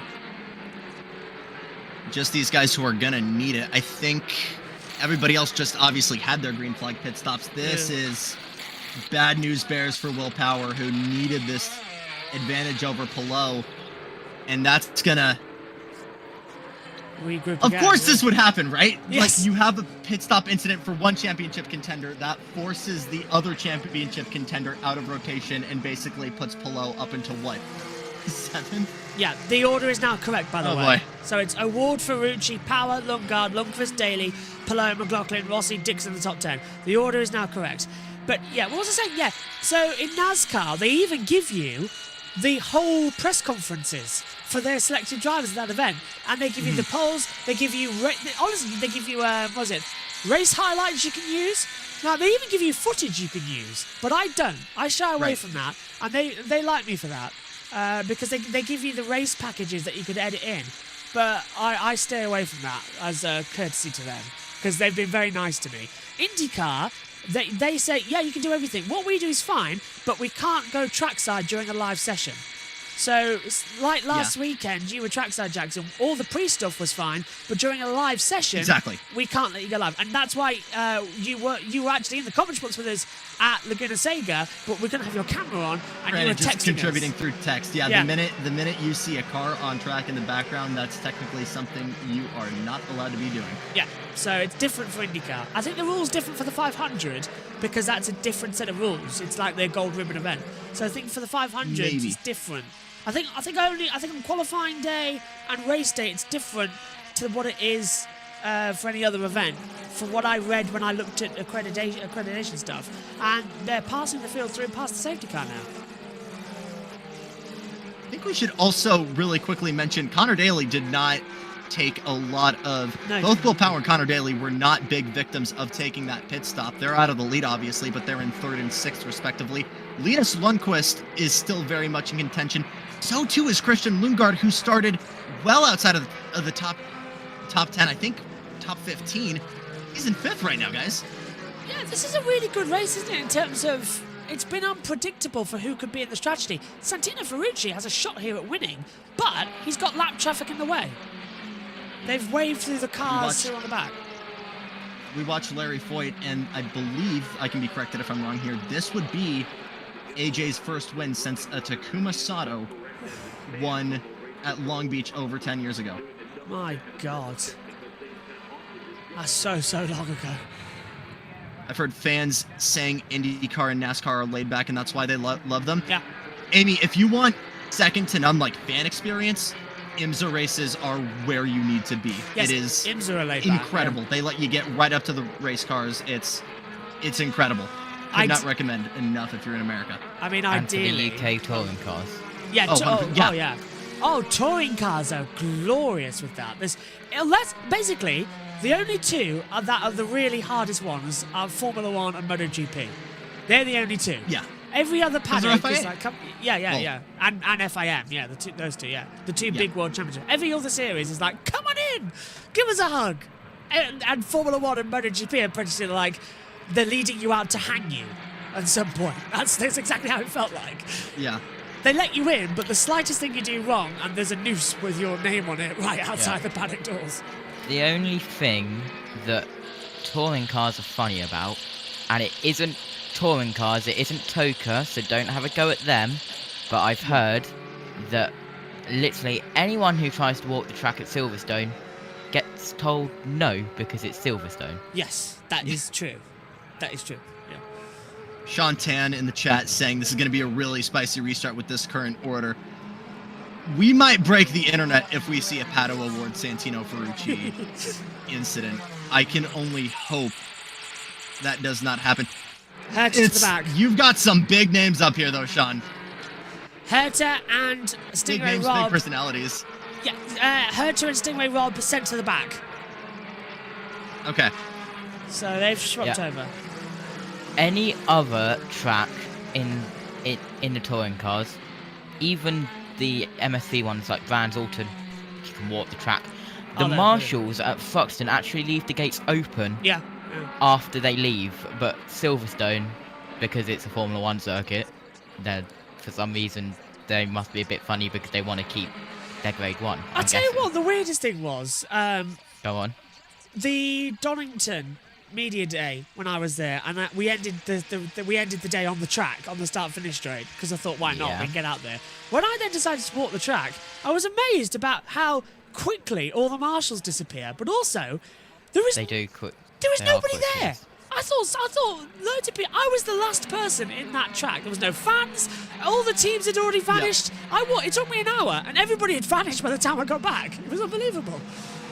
It is literally like a ghost town. I was at a Superbike meeting, and literally an hour after, yes, you had the car park queuing as we get the one to go signal. Still, there was like a small queue at the car park. Everything else, except the campsite, was a ghost town. The track was dead quiet, and well, going back to Thruxton, I cycled probably 3-4 laps round the track as the sun set, just like less than an hour after they stopped racing. I was just cycling around the track. Anyway, coming to the restart.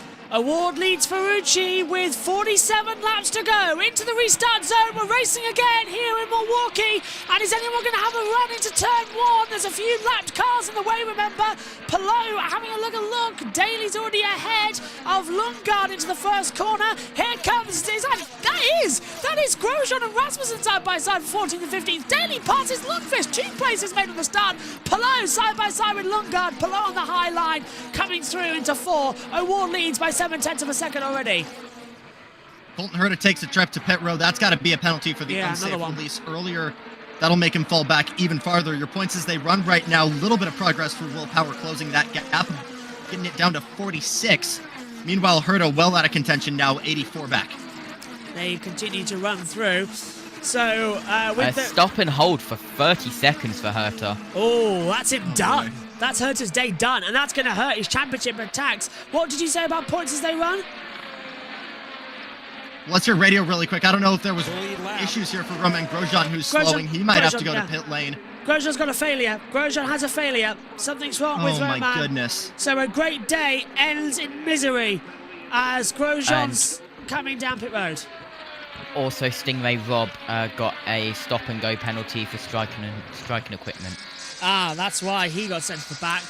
This is the inside. This is at the restart. This is... Oh, contact at the start. Oh, boy. And that was Daly as well. Oh, no, that's Grosjean. You heard him on the radio. That's Grosjean hitting the side of Carl Kirkwood as Herta came to the pit lane. That's the lap after the restart. So Grosjean loses I want to see this like 30 seconds further back. Who was the first to the party here? But Grosjean, I think, almost had that front left wheel airborne there as he was trying to get his hands back on that wheel and keep it going. He'll carry on in 14th. Is Grosjean out? Broken front suspension. He's out. The wishbone's gone. Out goes Romain Grosjean.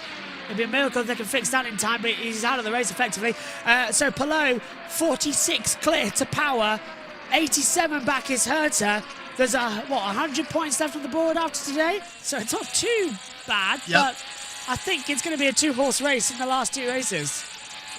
Connor Daly, though, also another guy who's on the move big time here, up into 4th now and right on the gearbox of Will Power. We're riding with Alex Rossi, who's a little bit wide here, trying to make progress on Scott Dixon and get himself a little bit deeper into the top 10. He'll get a good run here off of turn number 4, and we'll try a dive on the brakes. Using all that momentum, though, Dixon on the outside will hold on to that lead for now. Some great battling going on just here, right at the edge of the top 10. Just got asked what happened to Joseph Newgarden. He was side by side with Marcus Ericsson. Ericsson on the low line. Got sent to a farm upstate. Yeah, and just, that's effectively, Newgarden has been shot, effectively. Charles Leclerc racing incident. Yeah. Oh my God, tomorrow's racing Formula 1's going to be... Well, sorry, today's racing Formula 1's going to be insane at Monza. Let's watch the other McLaren right now, though. Rossi on the outside takes a peek. Won't make it happen, though, quite yet. Oh, he's gone low! He's gone low! Tries to switch back. Gets the traction down. Done deal out of turn number 4. Rossi's so good at that manoeuvre. He's been practicing that all day. It's the third time I've seen him pull it off. High at 3, low at 4. Send it through. Awards 2 seconds Update clear. on Romain Grosjean. He's out of the pits, but he's well out of contention now. He's 24th and over 5 laps back. Yeah, he's done. We won't get that back. It's 38 to go. We're ticking them off quite quickly. Okay. That's about 12 minutes of running left. Does not take long. So, theoretically, there's 5 drivers left in it. Award, McLaughlin, Herta, Power, Palou. If Palou crashes out, it changes everything in the next 2 races. So what really has helped here is the fact that Palou has not gotten any extra points. Will not get any extra because he did not sit on the pole, has not led any laps so far. Of course, we hand out any race leader at the line will get an extra point, and those who lead the most of the day will get an extra 2 points. So most you can get in a single weekend if you lead as many laps as possible and get pole is 54. So that's realistically the gap you got to be at to still technically be in contention by Nashville. 108 on offer over the next 2 races, of course, adding to today's. So that's already been decided a little bit as well, with Scotty Mack having it, a pole position. That sun is such a problem. That's insane. There used to be a tree there. It didn't used to be big of a problem, but the tree went some years ago.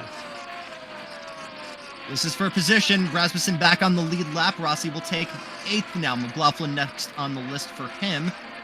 Lundgaard just looking for some solid oval running right now. This is exactly where he wants to be considering the circumstances. We're also completely into unknown territory. We have never run this late at Milwaukee before. And also true. We practice yesterday ended 2 hours ago. So we're completely unknown. Unless you're watching our Twitch stream when it ended 4 hours later. Sorry about that. We forgot to press the off button. I think the cool track's got to be helping for sure. Maybe getting people to try some different lines here. For this man right here, though, he's going to use nothing that's new on the table. I think the objective right now, and what Barry Windsor's telling him, hold your line. If someone wants to pass you, let him by. Just keep the wings on it. Keep the wheels on it. You're exactly where you want to be championship-wise right now. Palo's had a weird season, hasn't he, as well? I think he's the forgotten champion, isn't he? In many respects. Every time he's won a championship, you've gone, really? Devin Altieri, who's the PR girl for HRC America and Paul Miller Racing in IMSA said it perfectly. Alex is the same kind of sneaky right now when racing as Scott Dixon. Yeah. And that is a terrifying thing. Oh, God. I mean, this is going to be his third You don't need championship. it. You don't need podiums. You don't need wins. Consistently be in the top 10, top 5. And you've got you it. don't need to be aggressive. Just grab points and be there at the end. So this will be possibly his third championship in 4 years. Only Newgarden defeating him in 22. That's terrifying. Yeah. Oh, that's weird. Going into next year, the field closed up again, so everyone would have got better on the hybrids, better car, and yeah. But still, IndyCar do need to adjust, because this is still the DW12 chassis that we've had for 12 years now. Yep. You brought that up, actually. Just for reference really quick, Josh, for what kind of fraternity you join as a 3-time champion. Sam Hornish Jr., Bobby Rahal, Rick Mears, Louis Meyer, the initial winner of the Indy 500. Like, this is serious stuff you're doing in less than 4 years full-time in the IndyCar series. This is special stuff from this kid. And of course, he was the first Spanish champion in the series as well. Power to the inside line of Ferrucci for second place down at turn 1. He's been lining this up for about 5 laps. Ferrucci not going to let that go. And again, there's a touch between the two. But Power's through. And Daly might take third. There was a little bit of a wiggle and a reaction there as Daly will take it for the podium. Oh my God, Daly's in big third. fall back there for Ferrucci. And they both ended up going big time back on the racetrack. So maybe a little bit more time here in order for us to really see some highline racing. I think we'll see it maybe a little bit more in, say, 7 laps. Oh, this is amazing. Wouldn't it be nice if we had a yellow with about 20 to go, and then it's like a 5-minute blast? Don't throw that out there, because you never know who, what, or why. I know. Plus, I'd like to get to bed again. It's like I am. It's like, yes. Yeah, I'm very much needing energy. It's like I'm honestly considering having some food as Ferrucci retakes third position. Is that the case? Hang on. Yes, it is. That's Grosjean fighting with. Yeah. These are two guys that have had a ton of history. Grosjean and Ferrucci. Here we go again. Grosjean just trying to get any kind of laps back here. Ferrucci checks up big time to the high line. Let's see if he loses any positions here. Palou! As here comes Palou in the red and yellow DHL machine. He'll have the inside. That might be a done deal by turn number 1. Ferrucci down to 5th, Palou up to 4th. That's big for the championship as well. It gets him an extra couple of points, so the gap now 49, I think. Oh. That's scary, looking into tomorrow. Yeah. Oh, God, Palou's going to do it tomorrow. I kind of don't. Might. Oh, no, I don't want that to happen. And for added insult there, you've got maybe the first guy. I can't think of the last time we had back-to-back clinches before the finale. Do you know, I can't either, because it went down to the final for like 9 years, didn't it? A long time. For almost a decade. Yeah. So when was the last time it's been... Oh. It's got to be Dixon, right? Has he won back-to-back 5 times? Could have done. Maybe. I mean, you had to have some early Sam Hornish guys, or some early IRL guys. I think Sam Hornish might have done it in the IRL. Kart, I think, had 1 or 2. Off the top of my head. We need the Oracle, Matthew Owens. Yeah. 22 to go. 22 to go here. Award with a second and change over Power, Daly, Ferrucci, Pillow, Lundqvist, McLaughlin, Rossi, Lundgaard, Dixon, and Rosenquist, your top 10. Dario Franchitti. SHT's asked in the chat, could he have done it? Dixon didn't. So could it? I think if it was either Dixon, Franchitti, or I think Hornish Jr. might have. No, it can't be Franchitti because Franchitti's 2 championships were both won on the last day of the season, and both when a driver was killed. Out of the 3. I want to double check that, but because Ferrucci won. So it's Ferrucci. I have asked the man himself. Oh, good. Dario Franchitti won the championship in 2011 when Dan Weldon was killed. And he won it in 2009. He won it some years before that when another driver got killed, whose name escapes me at this time because I'm not very well. I think in the early 2000s as well. Scotty Max under attack from Rossi on the inside. I'm so Will. I know he said Valentino instead of Alexander. I'm losing energy now. There we go, side by side, Jackson. Oh, and there goes Pillow with Ferrucci. That's his over 4th position. There we go. Ferrucci continues to get himself back into that podium spot. Lundqvist waiting in the wings further back. Rossi and McLaughlin are trying to make something happen there as well. As Will Power has closed that gap big time to Award. Just a couple laps ago, it was a second and a half. Now it's about half a second. Newgarden got blinded by the light, and now Alexander Rossi's going to try and look to the inside line down to turn 1. He's going to keep it on that low line, but the marbles are too much. Lifts and coasts. Oh, look how twitchy he got. Big wiggle there. It's the marbles. You can't go that low. It will throw you up. I'm not sure if it's as much the marbles and more of you're running that close to the curb and you've got different levels of grip that might upset the car, whether it's the paint or the inside kind of rumble strips there. Big yellow curbs here as well. The Bumblebee mile. 17 to go. By the way, this race is now longer than the one we had in 2015 when Sebastian Bourdais won. That race lasted 1 hour, 56 minutes and 47 seconds. We're at 1 hour, 56:15 right now, so that's going to be longer. I feel like we've probably had a little bit more yellow flag running. Finally here, though, some lap traffic coming into play. Pato's going to try and use all of that to his advantage. It's Herta first that he needs to try and get around. Stingray Rob is already sandwiched between himself and Power, and he's going to try and use that as a buffer as well. Herta trying to make his own moves here, though, as he's also a championship contender. I think it's actually that was slower. Average speed in that race was 130.373 mile an hour. Average in this race, it's actually 146. Okay, never mind. So we're faster. So it must be the yellows that have stopped us. Yeah, we just watched Alexander Rossi get that 7 car into the 7th spot, dove it up the inside of McLaughlin, who didn't waste too much time. He's trying to make that move now on, I believe that's Pietro Fittipaldi and Rinus VK. 4.5 minutes to go. Yes. Now, 4.5 minutes to go, chaps.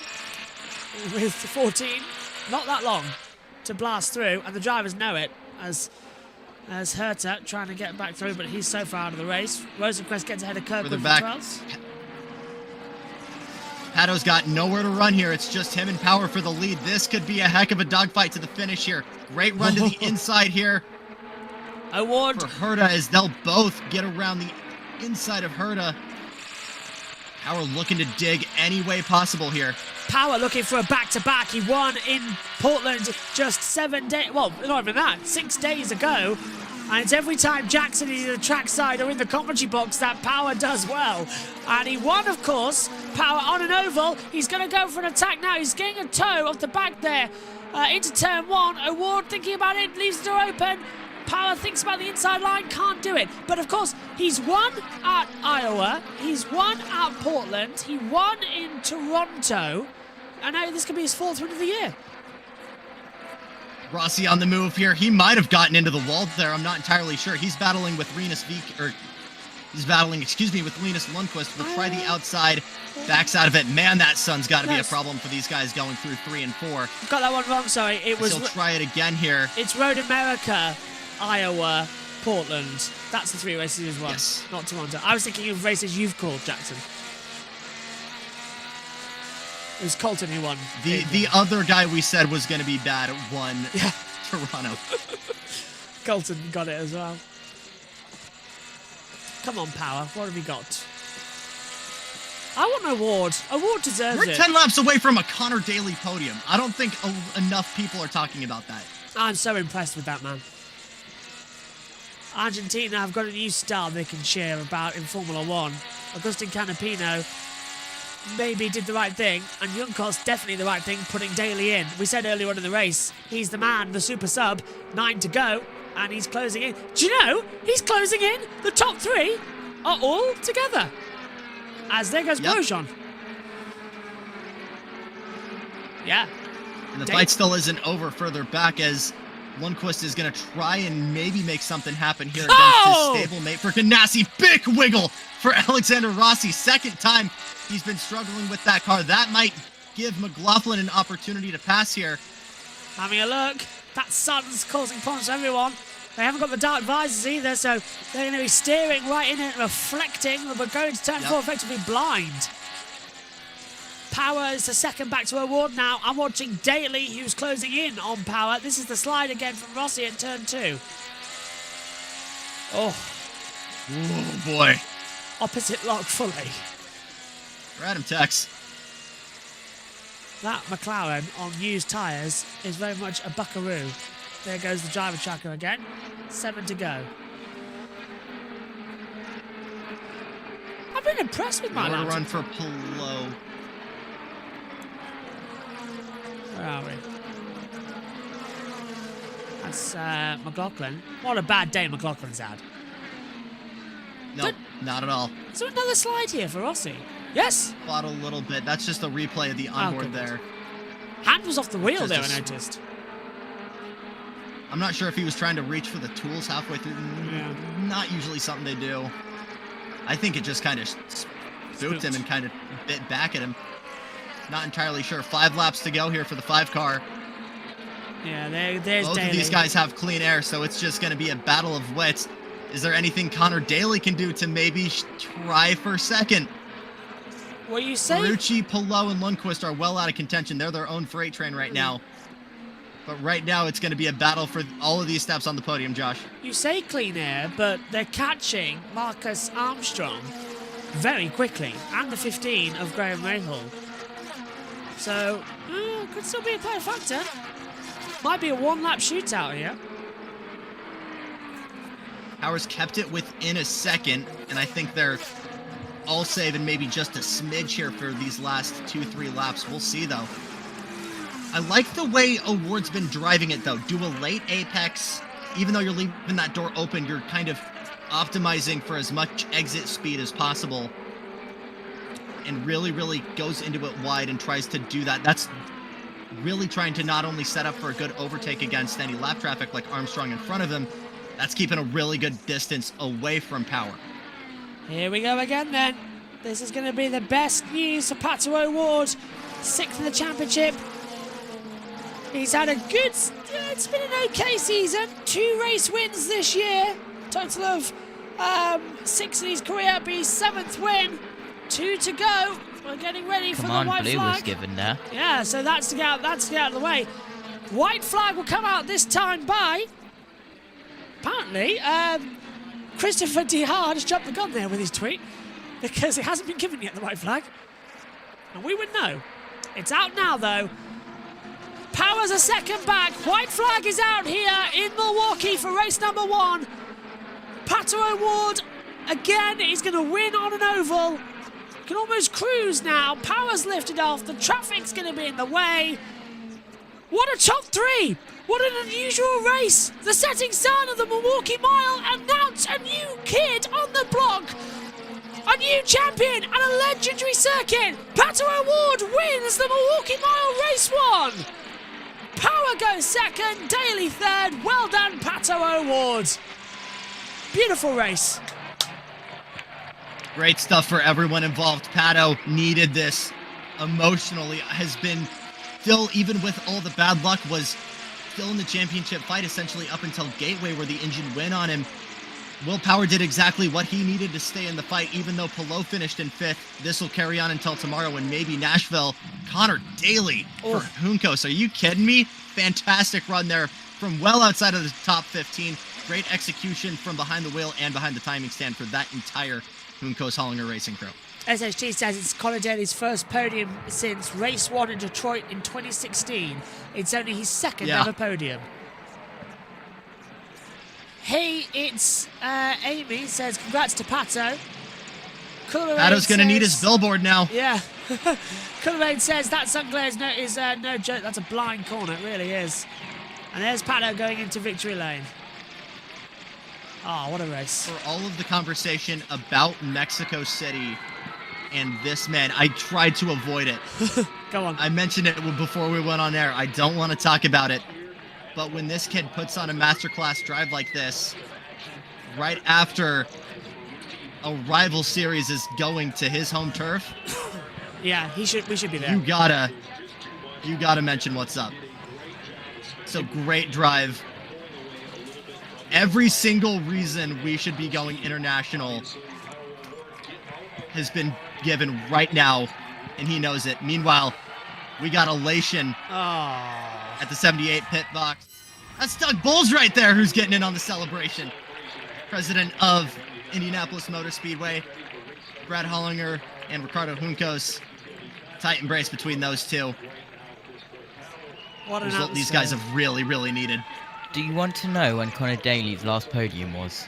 Detroit 2016 race 1. We said it Yes. earlier, yeah. Not That yet. is how out of it I am. No worries, JT. Award gets out of the car. He'll get some celebrations. He wins on an oval once again. He's the new Milwaukee kid. Race 1 goes to him, and race 2 up tomorrow. Can he do a back-to-back? Let's head down to pit road. George is down there. To the team who worked so hard for it. Congratulations in order from his team. But Pato, you told me in Worldwide Technology Raceway you're only going for wins now. How today were you able to back your word up and get it done? Yeah, we got another one. That's three in the book this year. We had a really tough weekend last week in Portland, and this is a great way to bounce back. We have another opportunity tomorrow, and car was fantastic. It was getting a little gnarly there in the end, but glad I could bring it home for the boys. They were fantastic in pit stop. Strategy was amazing. We worked on the car really hard yesterday to really have something to fight with today, and yeah, I mean, Team Chevy, they brought the power with us, and super stoked for all the team. Just how intense were those last few laps? Oh, it was getting wiggly. It was reminding me a little bit of like qualifying, just getting a bit on the nose. The car was changing a lot from start of the race to end of the race. So yeah, I just we'll enjoy it for today, and then tomorrow it's business again. It's back to work tomorrow. Congratulations, Pato Ward, victorious in Milwaukee. Dylan. Will Power finishes in the second spot today, and the points gap now sits at 43. So it's not a win, but you did what you had to do today. What did you learn today, and how can you apply that to tomorrow to be one spot better? Yeah, I mean, man, very difficult to pass. Not impossible, but car was all over the place with adjustments as you go through the run. But yeah, stoked to get on the podium with the Rise and Chevy. I mean, one more is always what we needed, but Pato was super good and strong, and he got through that traffic really well. And Alex is forever consistent, so it's hard to drop that points gap, but we're doing everything we need to at the moment. We're executing, we're good stops and strategy, so keep digging, man. Keep digging and try and make this a fight to the end. And you guys had kind of another fortuitous break with the yellow there on the third stop, kind of like Iowa. Sometimes you just need that stuff to fall your way, don't you? Yeah, I mean, we're kind of running. It was going to be interesting to either do a big undercut and make track position, which we lost out in the first stint, or you do what we did there and just hopefully catch a yellow, which, yeah, oh my God, perfect timing, but I've had them on the wrong side so many times, so I'll take it every time. Good day for the 12 team. Will Power finishes second. 40. Okay, as we look back to pit road then, as we come back up to the comms box. Moment of the race from Pennzoil as well. That's going to be Pato Ward leaving the pit lane. and taking the lead of the race, and then hurt his tyre flying off onto the circuit as well. Not sure that would have been my moment of the race there, guys. In all honesty, I think my moment of the race might have been the leap and bounds that's happened in the pit lane. Jackson, first up to you then. What did you make of this one? It's a billboard-worthy performance for Pato O'Ward. It's exactly... The timing of this whole thing could not have been any better. Let's go down and let's hear from a guy who also deserves his flowers. Just giving me a chance. I mean, we've had a lot of bad luck the first 2 times together, and everyone, I think, was starting to be like, oh, was this the right choice? And thankfully, you know, they gave me the car. It's coming to you. They gave me the car today to do it, and thank you to Chevrolet for getting us, you know, the engine last night. Obviously, penalty today was tough, but just super thankful to everyone here at Juncos Hollander. I want to take it all the way back to the start of the race because you were on fire. How did you know that you could go up there and just maneuver through the field like that? Well, I used to watch Thomas Scheckter a lot back in the day, and there's no space that he Listen would to my use, move. So, This is it. I mean, if it's up there, you might as well go. So I want to do well in the series. This is my goal, is to be on the podium in the series, and it's been far too long since I've been on the podium, and it's nice to get another one. So I just love racing in the series, and just happy to be here. He sure made the most of it today. That's Connor Daly, a career best for Juncos Hollander Racing. Awesome story in the million. And he's cheering as well, Jackson. What an opportunity down there. Some big embraces there. Will Power, Santino Ferrucci, actually big handshake and a bit of a hug for a great battle there. Getting Ricardo Juncos his best result in the IndyCar series. Absolutely fantastic stuff. And it might be too soon for me to jump on the gun here. This is exactly what this team needed to get themselves just over the cut. You see that with the leader circle. Yeah. That knocks Rasmussen and the 20 crew down outside of the leader circle bonus. So you got to be asking yourself, if the 78 spot is still in question, would you rather have Stingray Robb or maybe a guy like Connor Daly? I'm going with They're Daly. from 4th place, Santino Ferrucci. Yeah, he's down with Dylan. Excited are you just about what you guys are doing here, but also for tomorrow and even a couple weeks from now in Nashville? No, honestly, can't thank this team enough. I mean, we knew we had a good car. We didn't get it right in qualifying. Definitely had it right, especially in the middle part of that race, man. We were moving around. Honestly, hats off to Daly. Obviously, we probably aren't each other's favorites, but credit's due, right? And good to see him on the podium. He drove a hell of a race, and you know, I felt like there was a couple of us out there on restarts that were just driving all over the place, and it was dirt racing style. I mean, we were throwing sliders into 3. It was awesome. How much confidence did you have to have in your car to just do what you just explained that you had to do on those restarts? Because there were some guys that couldn't do it. I mean, I just really trusted the right rear. I mean, I knew I could throw it down into 3, like flat out, turn it in, and just set it, and the thing would just not slide out from under me or push up into the car above me. And you know, honestly, hats off to our engineering crew again. You know, just killing it, and can't wait for tomorrow. We start a little bit further up, which would be nice. Be a little different in the heat. Obviously, when it got a little cooler, we just kind of lost the overall balance, so I am looking forward to that. Well done. Santino Ferrucci, 19th to 4th today, Georgia. Yeah, and it's 12th to 5th for Alex Palou, but it's to my understanding that there was a little bit of a shift throughout the race. So can you kind of take us through the progression of that race? Yeah, we had a good day overall, but a little bit unlucky there with that yellow. We were a bit aggressive to try and get the lead. And yeah, got that yellow when we were on the outlap and just went to 7th with a lap down. So yeah, not the luckiest of our days, but so far a good top 5. The car was amazing. Everybody did an amazing job on the pits, strategy, and so on. So yeah, looking forward to tomorrow. And I think the beauty of this weekend is that you get to do it all again tomorrow. So did you learn some valuable information today? Yeah, I think I'm happy that we got a good day, good solid day also for the 8 car, that we were running fast, and we look forward to tomorrow. So yeah, hopefully we can improve a little bit the car. I think we learned quite a lot. Everybody did the same, but yeah, hopefully we can be a step above everybody tomorrow. It was 12th to 5th for Alex Palou today. And he might be able to wrap up a championship tomorrow. Yeah, might be able to do that just in case. This is the unofficial results then, with Pato O'Ward winning as well. But closing thoughts then from the team. JT, what did you make of the Milwaukee Mile 250 race 1? Good first race back here after 9 years, and well, Pato O'Ward, and well, everyone I think in the top 10 will definitely have to keep an eye on going in towards race 2 tomorrow. Of course, completely different track temps, completely different time of day, and I think everyone is happy that no car was properly wrecked because we're not that far away from the green flag for race 2. I'll put my McLaren hat on, even though it's Lando Norris. It's still McLaren victorious here.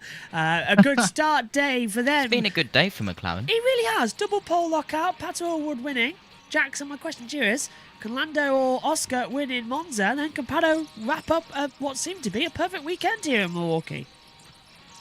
Pressure's on both of them to make it happen tomorrow. It's one of the last places before this year that we've seen them execute well, and I mean, they're in a better position now than ever, so got to see it happen. Thank you very much to Jackson. Thank you very much to JT as well. We will return tomorrow for the last race of the day as well on the weekend. 2 races left then in 2024. Today belongs to Pato O'Ward. We'll be back tomorrow for the Milwaukee Mile 250 Race 2. Thanks for your company. Bye for now.